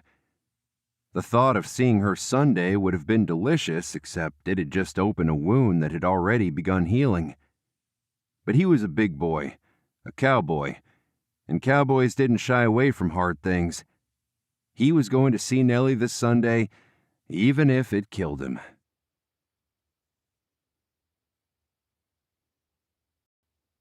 Chapter 24. Nellie. Nellie got the box of paints out of her car and took them into the community hall. Sylvia had gotten permission to use the building for free for the fundraiser. They could have done it at the high school gym, but with all the summer activities and classes going on there right now, they wouldn't have been able to set up well ahead of time. It was a hot day. She was glad she wore shorts and put up her hair with a bandana. Over her tank top, she wore a blouse that she tied in a knot at her waist. For her shoes, she wore her rattiest sneakers. She was ready to paint. They were working on fake flowers cut out of wood by one of Sylvia's friends, and also a barn backdrop that someone was delivering today. She used her foot to nudge the door open and entered the building. Stopping short, she stared. There, on a trailer bed, helping other men move the barn backdrop, was Dax, front and center. Since seeing Dax at Graham's funeral, she tried to not think of him in the evenings when she was off. She had been too busy anyway during the day, but the nights were harder. She sometimes slept curled up with a pillow wet from her tears. She missed him, but she was resigned that they would never be together. Seeing him here in his sweaty shirt and cowboy hat, his muscles bulging from the effort, she felt a pang for what could have been. Nellie recognized the other men around. She and Bram Brown had dated, and she thought he still looked hot, but she was happy for him and Stella, his fiancée. His friend Joaquin was there, too. Joaquin was an Army soldier done with boot camp and staying in Sunny Ridge for the time being while waiting to be deployed. Finding an open spot on the stage, Nellie set her box of paints and set off to talk to Sylvia. Sylvia was looking at the design for the set, marking it with little swaths of color. Tammy, Bram's brunette sister, and Stella, his blonde fiancée, stood by her. Addie, a friend of theirs, played with her braids while looking over Sylvia's shoulder. Stella flashed Nellie a sweet smile. Nellie wished she could be as angelic as Stella. It was no wonder Bram had fallen head over heels for her. She was about as martyr-like as one could be, smiling at someone like Nellie, who just last Christmas tried to steal Bram back. But that was all water under the bridge. "Hi, Nellie," Sylvia greeted her. "Hi." Tammy flicked a haughty glance at Nellie. She and Tammy were similar in that they were both sassy and feisty, and Tammy was pretty protective of her family. She still acted suspicious around Nellie, probably worried that she was going to try to make a move on her brother. No thanks, Nellie was done with men for the time being. The girls chatted about the plans and its possibilities. As they were wrapping up, Nellie heard Dax's voice coming their way. "Got her up for you, Sylvia," Dax said. Nellie's throat tightened. She didn't think his voice would affect her as much as it did at that moment. It was a good thing she wasn't turned toward him, or she'd have made a fool of herself, surely. She pretended to be absorbed in the set plans, even though she had been ready to get on with other tasks. As she kept her gaze focused on the paper, she sensed Dax moving to stand behind her to the left. "What's that?" he asked. His voice was soft and uncertain, like he meant the words only for her, but Tammy spoke up. "Only the set of the century." Dax chuckled and then fell silent, probably looking at the details. Nellie turned to make her escape, but found herself hemmed in by Dax's bulk. Their gazes met, flaring like two stones stuck together. His blue eyes roamed her face, maybe to see how she was faring without him, which was perfectly fine, thank you. "Ready to paint by numbers?" he asked. Nellie's cheeks burned. She glanced back at the sheet with the little patches of color indicating how they should be painted. "It's about time you guys got that barn over here," she retorted. "We've been cooling our heels for a half hour." "Oh," Dax's eyes danced. "We had to change out of our church suits before coming over. It's good to know that you could change out of your yellow dress in record time." "My yellow dress? Oh." He'd noticed. She had been in church earlier that day, sitting up front with her family. She had turned once and had seen him, bareheaded in his suit, looking straight at her. For the rest of the service, she remained facing forward. The little hat was cute, too. That was that. He moved away, probably patting himself on the back for poking fun at her painting abilities and choice of outfits. She veered the opposite way, bent on steering clear of him. But all afternoon, it seemed he wasn't going to leave her alone. He came over to look at the flowers she was painting, pointing out spots she'd missed, opened a paint can she was having trouble with, and just little things that only served to annoy and discombobulate her. With the flowers done, everyone started painting the barn in earnest. There were some harder-to-paint spots that required using a ladder. Tammy was busy talking on the phone with someone, and Stella was busy taping the trim. So Nellie marched on up and took a paintbrush dipped in red paint to finish the peak of the gable. She slathered on the paint, did a couple more swabs on it, and declared it good. She started to climb down the ladder when Dax said, "Careful, that step is wobbly." Nellie was so startled she missed the rung altogether and fell backward, right into Dax's arms. Her heart raced with excitement from the fall and the thrill at being held by Dax. His glance lingered on her mouth, drawing her gaze to his. "Careful," he said, setting her down. "Sounds like that ladder ought to be replaced," she said tartly. "Yes, ma'am." His eyes gleamed. "I've got another one at home," Bram offered. "Better get it over here," Dax said. Nellie set the paintbrush across the mouth of the can, kicking herself for reacting to Dax as she did. He had reduced her to an ungrateful harpy, but she couldn't get herself to thank him, considering he'd been lobbing barbs at her all day. Tammy came squealing into the conversation. "You'll never guess what happened, guys, but Jeremy Hawk called me." "Wow, he did?" Stella said. "Did he ask you out?" Tammy rolled her eyes. "I wish. Unfortunately, I'm a little out of the league of country superstars. Sylvia, are you listening?" Sylvia looked up from her clipboard. "What was that?" "Jeremy will be glad to perform at your fundraiser." Sylvia's jaw dropped. "That's wonderful." "I know, right?" Tammy floated away. "He said to pick 2 songs. She and Sylvia twittered about this new development. Nellie smiled. Tammy's infatuation for Jeremy was legendary. And hopeless. Like Nellie's infatuation for Dax. Hopeless, that is. Sylvia stopped talking to Tammy and admired the set. "Oh, you guys, this is amazing." Joaquin stood behind her, and Nellie noted what a good-looking couple they were. Sylvia was one lucky girl to have both him and Dax around. Maybe they were even fighting over her. Nellie got some paper towels to wipe her paint-covered fingers. She wished she could wipe off the past with a certain cowboy as easily. "Sorry, Sylvia," Nellie said. "I gotta go. My family has a dinner planned. I'll get with you Wednesday and work on the centerpieces." "Sure thing," Sylvia said, coming over to hug her. "Thanks so much." "You're welcome, sweetie," Nellie said, hugging her back and marveling that her one-time enemy was now her friend. "See you guys." She waved vaguely in the direction of the others. She didn't want to give the impression she was saying bye to Dax in particular. "I'll walk out there with you," Dax said. Nellie didn't say anything. She just turned at her heels and walked out of the community hall. Hey, wait up," Dax called out. Nellie waited, but didn't turn. "Your dad's saddle is done. I wondered if you wanted me to deliver it." "Oh, no," she said, whirling around to face him. "It's a secret." "That's what I thought. You can come up to my place to pick it up. That is, if you don't mind." He rubbed his chiseled jaw. "And maybe if you'd like, I can fix you dinner." "What would Sylvia think of that?" she blurted out. "Sylvia?" He frowned. "We should be done with the set by then and everything else, so I don't see why she should care." It was only an invitation for dinner, but Nellie wondered what kind of heartless cowboy this was, feeding Nellie dinner while obviously doing Sylvia's bidding. I can't have dinner," she said, "but I'll stop by for the saddle tomorrow night." Disappointment flared in his eyes. At least she must have just imagined it. Then he broke into an easy smile. "No worries.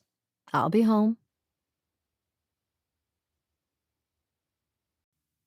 Chapter 25. Dax. Dax was shaping a piece of leather when he heard the knock. He opened the door to find Nellie standing at his workshop's front porch. Bub lay by the mat, ready to do nothing at a moment's notice. Oh, but Nellie was lovely. Her skin glowed with summer, and her hair had been brushed down, curling around her shoulders. She was wearing a light blue shirt dress that made him think of a cloudless sky, the fabric clinging lightly to her curves. He stuffed his hands in his pockets, his throat constricted with yearning. "Come in," he said. She stepped over Bub and walked in, her little white purse slung over her shoulder. When she was at the diner, he thought of her as an equal, but days like today, dressed as she was in her rich girl clothes, he felt so out of her league. "No work today?" he asked. "I got off earlier," she said, looking around at the saddles in various stages of completion. "They put me on an earlier shift." She walked around, tracing her fingers over the leathers he had set out. He caught a whiff of her perfume, something light and citrusy. "The saddle's over there," he said. Dax had set it on a saddle rack in a corner, away from his active workstations. He felt a surge of pride over it, probably one of his best saddles. Even at 10 grand, he thought it was a steal. Most saddles of that workmanship, if sold elsewhere, could cost the buyer double that amount at least. Nellie approached it, her mouth agape. "Dax Ellison, this is amazing." Dax felt a frisson of warmth over her compliment. She said, "I don't buy a lot of Western saddles, as you know, but Daddy has enough lying around that I can tell this is some fine craftsmanship." "Thanks. I worked hard to give it some personality." She leaned closer to inspect it. "Did you emboss the decorations on it?" "Yes'm." "That leather is pretty." He glanced at the golden sheen on the seat. "It's my favorite." Her eyes glistened. "Daddy's gonna be over the moon." "He'd better be." She smiled, scrunching her nose.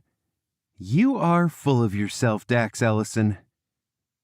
But she said it teasingly, and with that little sassy smile that made his pulse skip. She blinked and then poked around in her bag.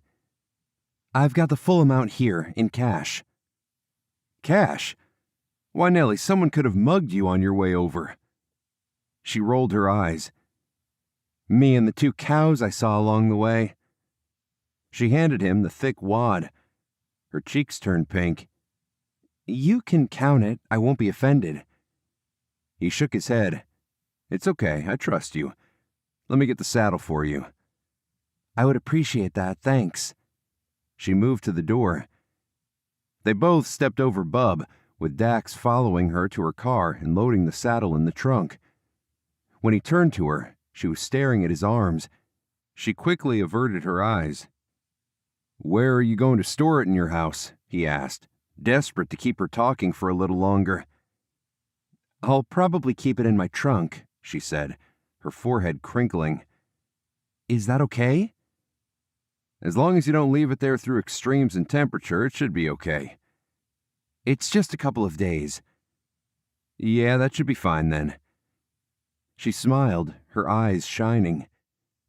I can't wait for my daddy to see it. You'll have to tell me how that goes, he said. A look passed between them, as though to say there would not be a future conversation. This was it. There was no reason for him to keep her, unless... Nellie, he said. Her eyes came alive.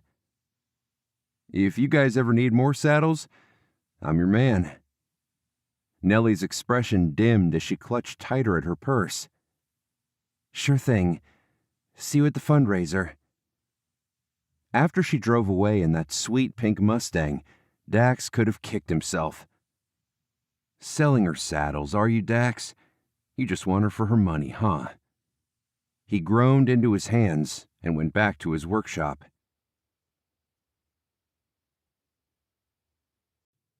Chapter 26. Nellie. The next evening, Nellie smoothed her full skirt and gazed at her reflection in the mirror. The green of the gauzy overlayer matched her eyes, enhancing their rich color further. She twirled and vamped it up like a little girl playing dress-up. Although she had surprisingly enjoyed working at the diner, she was glad to change into nice girly clothes for the fundraiser. She walked out of her room calling out, Mom, Daddy, see you at the fundraiser. Don't be late. We're leaving soon, Mom said. Nellie drove her Mustang over to the community hall and had to park about 6 rows over from the front door. That was good. It meant there were plenty of people here tonight. She tingled with excitement. She especially looked forward to the silent auction. The night's auctioneer, Miles Graves, would do a good job creating interest in even the cheapest things. Across the room, she saw Dax talking to Sylvia. Sylvia looked pretty in the sapphire blue dress that flattered her petite frame. As for Dax, as he did at church, he wore a suit tonight. His jacket emphasized his broad shoulders and buff build. She really should stop staring at him, or he'd catch her gawking. Too late. He glanced her way and then did a double take. Her heart pounded as he said something to Sylvia and then crossed the room to end up by her. Wow, he said, looking her dress up and down. You look amazing. She felt a blush come on. Thanks. You look great too. I clean up nice, don't I? He said. And then some. You did a great job with the decorations, he said. Nellie gazed around at the barn motif and the centerpieces they'd made out of fresh-cut sunflowers in mason jars. Thanks. I'm glad they turned out well. Are your folks coming? Dax asked. Yes, they're right behind me. His voice lowered. There are 3 seats at my table if you'd like to join me. She hesitated, but figured her parents were going to be there anyway as a buffer for any awkwardness. Okay, that'll be great. Really? Dax looked as if he'd just won the jackpot. Odd. Was Sylvia just too busy for him tonight that he needed a proxy? Jeremy Hawk's band was already set up and ready to play, just trying a few chords here and there for mic check. Eyeing his handsome face and athletic build, Nellie could see why Tammy was in love with him. Dax led Nellie over to his table, where they would be seated by the mayor and his city council members. Nellie looked around. Does Sylvia need help? I think everything is pretty much set. The local FFA is help and serve. You can sit back and relax. Like she'd intended, until Dax invited her to his table. How's work going? He asked. Great. I'm at a crossroads right now. I have to decide if I keep working past Wednesday. What's Wednesday? Her glance slid toward him in a way. The 2-week mark for me to stay in a job. And will you quit now? She fiddled with her napkin. I actually enjoy working there. It's funny. I would never have expected that. It gets me seeing everyone in town and I meet new people. I'm thinking of opening my own party planning business, maybe for weddings and such. Dax's eyes glimmered. What about back east? You've convinced me. I want to stay close to family, so he covered her hand with his. I bet whatever you choose to do, you'll do great. Thanks for the encouragement. You gave me the wake-up call I needed. Anytime, he murmured. Her gaze flicked to their touching hands, sparks shooting from her fingertips. This is nice, Daddy said as he joined them. Dax lifted his hand in a jiffy, and Nellie leaned away from him. She realized Daddy meant the way the place was decorated. Daddy pinned Dax with his gaze. Where have you been, young man? You left our daughter pining away for you. Pining for me? Dax shot a confused glance at her. Nellie wished the floor would swallow her up. Fortunately, Sylvia chose to kick off the evening at that moment. Welcome, everyone, Sylvia said, her dress sparkling under the lights. It's so good to see you all. On behalf of my family, and especially my mother, she pointed to a beautiful but frail-looking lady at one of the front tables. Thank you. She went on to name the sponsors. Afterward, her eyes swept across the room, stopping at Dax's table. I have some people to thank, my friends Dax, Bram, Stella, Tammy, and Nellie, for working super hard to make this a wonderful event. People clapped. Dax touched the small of Nellie's back. Good job. She gave him a sidelong glance. He was looking at her like the day when they faked being together. Of course, he could simply be happy for Sylvia. Sylvia thanked a few more people and then announced that dinner was served. A familiar aroma filled the air. No way, Nellie said. Your ribs? Yep. A whole side of beef's worth. I can't wait. The ribs were as good as she remembered them, and the sides were wonderful thanks to Sylvia's wizardry. Dax and Daddy talked about property and cattle while Nellie watched the two men she loved, although only one of them returned her affection. During dinner, Jeremy and his band entertained the crowd. Nellie looked around for Tammy and spotted her, digging Jeremy's music as only a besotted fan could. Nellie couldn't see Joaquin. You know where Joaquin is? She asked Dax. He had some work training thing out of town. Too bad, huh? Yeah. And now, Sylvia said, I'm going to turn over the time to our auctioneer, Miles Graves. Take it away, Miles. Miles warmed the crowd quickly. Soon they were laughing and rolling in the aisles. One couldn't have expected that of someone like him, hardly smiling, his mouth covered by a sandy, longish handlebar mustache. Dax glanced at Nellie. Do you know anything about the silent auction grand item? Sylvia's been very hush-hush about it. No, Nellie said. Oh, would you look at that cool auction basket? Dax cocked his head, craning his neck to look. Miles jumped back on stage. And now for the moment we've all been waiting for, the grand prize auction item. I will need the help of our beautiful event organizer, Sylvia Garcia. Drum roll, please. Sylvia's gaze met Nellie's. They both smiled. Nellie's stomach was all aflutter. We'd like to have the grand prize wheeled up, please, Sylvia said. Two teens came out, pushing something covered with a sheet. We'd like to thank our donor, who has asked to remain anonymous. Dax leaned toward Nellie's ear, making her shiver. You know who that is? She gave him a coy smile. Maybe. Sylvia took to the mic again. Can I please have a countdown? 10, 9, 8. The audience counted all the way to 1, upon which Sylvia pulled off the sheet. But Nellie wasn't watching Sylvia. Her eyes were on Dax. His eyes widened in recognition of the beautiful embossed saddle. Then he trained his gaze squarely on Nellie. Chapter 27. Dax. Dax couldn't believe his eyes. Nellie put her finger on his lips and shook her head. Her touch nearly made him come undone. To sit by her and to not touch her, especially with this grand gesture. He stared, really stared at her. Who was this girl? He had been so wrong about her from the very start. This confirmed his belief that she was amazing. "This saddle was made by our very own Sunny Ridge saddle craftsman, Dax Ellison. Dax, stand up, dude!" The audience laughed. Dax obliged, even though he could tell his ears were turning red from the unnecessary attention. As they started the bidding, Dax leaned close to Nellie. "Why?" "Why what?"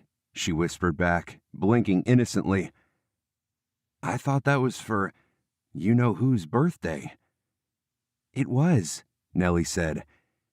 "And then I had this idea that it was better off helping the Garcia family." Dax stared at her. "That's 10 grand, he whispered. "I know. I hope it will get double or triple." "I hope so too." "It will. I can feel it. I don't know of anyone who makes a more beautiful and beloved saddle than you." Her eyes were shining. Speaking of beautiful and beloved. Suddenly, their little conversation was interrupted by loud applause. No one had won yet, but it appeared some fierce bidding was going on between the mayor at their table and Nellie's daddy. "40 cannot get 40, Miles was announcing. Dax and Nellie gasped in shock. "Was that 40,000? Dax asked. Nellie turned to her parents. Her mom smiled calmly. Nellie turned back to Dax. "Heavens, I think so." Bidding stalled at 40. Dax watched the two bidders at the table. The mayor looked a bit flummoxed. Leroy Larkin gestured 5 and 0. Dax gulped. He didn't expect this much interest in his saddle. Now it was in the mayor's corner. The mayor shook his head, looking like he had indigestion. Miles announced, "Going once, going twice, sold to Leroy Larkin for 50,000. The entire room erupted in shouts and applause. Sylvia knelt by her mother and hugged her. Nellie's arms went around Dax, and he held her like he never wanted to let her go. But of course, eventually they had to come apart.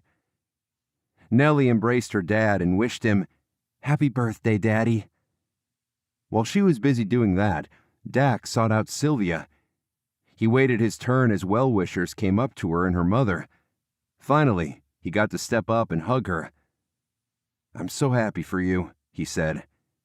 "Thank you," Sylvia pursed her lips. "You know who you should be thanking for this, of course." Dax looked to his left and noticed that Nellie had come up to them and was watching with a hurt expression. She did an about-face and ran out the door. "I think you'd better chase after her," Sylvia said. He didn't need more prodding. However, between the crowded room and Nellie being too quick with her Mustang, by the time he came out to the parking lot, he couldn't catch up with her. He came back in, confused as to why she seemed so angry. "Did you find her?" Sylvia asked. "No." He rubbed his nape. "I'm really confused." Sylvia sighed. "Mi amigo, it's simple. She's in love with you." "What?" He gaped at Sylvia. "And she's jealous of me." "Of you?" Sylvia nodded. "I finally put 2 and 2 together. I had my suspicions, but I realized she was in love with you when she delivered the saddle. When she talked about how you worked on the saddle, it was in the voice of a woman in love with the saddle maker." "But I don't understand why she was jealous of you."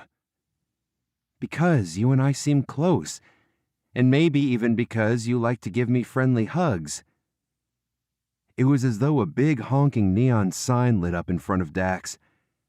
Her crushed expression in the diner after the 4th, in line at the funeral, her questions about Sylvia caring, and just moments ago. He put his palm to his face. I think I see everything now." Sylvia touched his sleeve. "She's a keeper, mi amigo." "You don't need to tell me," Dax groaned. "I know." "Admittedly, I didn't think you and her would be a good fit. Knowing her heart, though, I've decided you two are. And I even kind of like her now, and not just as an employee." She smiled. I thought she was just a spoiled rich girl. She had us all fooled, didn't she?" "I was the biggest fool," Dax murmured. "Not only that, she could have been mean to you, but she took the high road." Sylvia arched her eyebrow.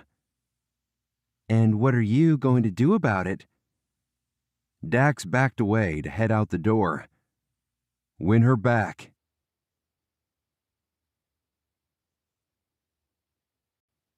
Chapter 28. Nellie.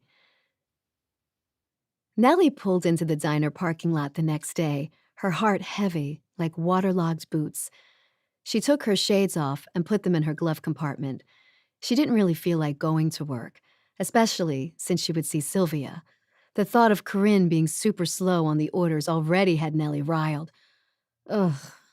She got out of the car and made her way through the 2 diner doors into the back. Sylvia looked up from the books and flashed her a smile. "Hi." "Hi." Nellie made a weak attempt at a return smile. "Sorry I ran out on you last night. I wondered where you disappeared to. I wanted to tell you thank you." "You're welcome. Do you know how much you raised?" "Almost 70,000. Despite Nellie's jealousy, she was happy for her friend. "That's great." "Thanks to you." Nellie shrugged. "It was really Dax's saddle. Daddy made it all worth it." Sylvia grinned and then looked over Nellie's shoulder. "Looks like you have a customer at table 3. "Okay." Nellie tied her apron around her waist and picked up a menu. She was halfway to the table when she looked up and saw who it was. She walked the rest of the way to Dax Ellison with measured steps, trying to stay calm, even though her throat closed up and her heart hammered in her chest. Was she always going to feel this way around him? "Good morning," he said, his blue eyes bluer than ever. "It's actually almost noon," she retorted. His mouth twitched. "You ran out on me last night. You were busy." "I'm never too busy for you." Tears blurred her vision of her notebook. "What'll you have to drink?" "I just want to order." She glanced into his eyes, focused on her, and then at her notebook. "Okay, what would you like?" "I want the beautiful lady server named Nellie Larkin. She frowned. "Very funny." He set down the menu and gazed at her intently. "I'm serious." She bit her lip. "What'll you have for the sides?" "Love, kisses, and forgiveness for a foolish saddle-maker." She stuffed her notebook in her apron pocket. "Listen, I'm not in the mood for jokes." "Me neither." He stood and scooped her off her feet. "That's why I'm taking you outside." "Dax Ellison," she said, scandalized. "You put me down right now." "Not until you listen to me." She craned her neck around. "Help! Sylvia!"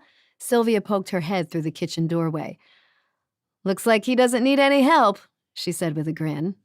Why was Sylvia taking this all so calmly? Why was Dax acting like a caveman?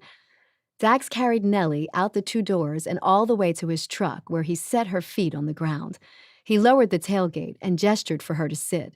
Bub, the basset hound, raised his eyes but didn't budge from his sprawled position on the truck bed. She sat as far away as possible from the dog and his owner. "I've been stupid," Dax said. She remained stony-faced. "I didn't realize I'd been hurting someone," he added softly. "Namely you." "Did you think I liked Sylvia?" She swallowed painfully. "Don't you?" "I don't." She couldn't believe her ears. "But the day after the 4th, you were hugging her. You and she looked like you were talking seriously about something." For a moment, he was lost in thought. "Oh, that. She told me her mother was doing poorly, so I comforted her." She gave him a skeptical glance. He traced a cross over his heart with his finger. "We're just friends, I swear." Nellie murmured. "And then last night, when you hugged her, all in the name of friendship, I was so dense I didn't even realize how it would come across to the woman I love." "The woman you love?" Her voice came out with wonder. He nodded and took a step toward her, and another. "So you were jealous?" he asked softly. "Spiteful, angry, hurt, pathetic, depressed?" "Yes." "Hallelujah."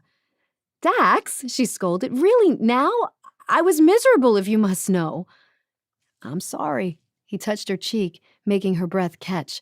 Believe me, I was miserable too. I had no idea that you cared about me, and yet I cared about you so much. She smoothed her apron. At first, I didn't want to admit that I liked you. Pride, I guess. And then when you seemed sweet on Sylvia, I kept my distance. And here I was, thinking you didn't want to have anything to do with me. Dak shoved his hands in his pockets and gave her a hopeful smile. She read the hurt, uncertainty, and wonder in his voice. You mean we both botched it up? She said, giggling. Sounds like it. For the longest time, I swear you hated my guts. You were always teasing and berating me like I was the last girl in the world you would like. He took her hands in his. I know, it's been a long time, but I'd never recovered from that Valentine's dance in high school. When I picked the football captain over you, she squeezed his hands. I'm sorry. That was terrible of me. I owned the poor decision. But my girlfriends at that time talked me into it. And at the end, he wasn't worth breaking your heart over. She lowered her hands and smiled. I tried to look for you at the dance to apologize. You did? She nodded. I didn't go, he said. Can you blame me? She shook her head and caressed his scruff. But you forgive me now. He nodded. When we went on that fake date, I realized I was wrong about you. You can still be a spoiled cowgirl sometimes. Hey, a sweet, sometimes sassy, kind, generous cowgirl. When you took that job, when I saw how sweet you were with your gram, and when you donated the saddle, I fell in love with you even deeper. She said, beaming. Tell me more. If you're fishing for compliments, Miss Larkin, you should go to the reservoir. She stuck her tongue out at him. I love you. He squeezed her hands. She squeezed back. I love you too. He closed the space between them, his arms circling her. She savored the smell of sweet hay on his shirt. We have a lot of time to make up for, don't we? He murmured. How will we do that? She asked, her breath catching as he pulled her even closer. How about... His heated gaze dropped to her lips. A kiss. Here? She whispered back. In the parking lot? With everyone from the diner watching? With Bub as our witness. She giggled and then sobered. I think Grandma's happily watching us from heaven right now. No doubt. She leaned her cheek against his. We owe her us. He nodded and gave her a hug. When she pulled back, he grasped her jaw lightly. Exquisite moments later, his lips touched hers, and she melted into him, all her pent-up longing, desires, and dreams pouring into their kiss. As they broke apart and caught their breath, she asked, But who will I spar with now? Me. Who else? He nuzzled her neck. Don't worry. We can always kiss and make up. Good idea. His fingers twined in her hair as he pulled her into another kiss, until their hearts were going, gone. The end.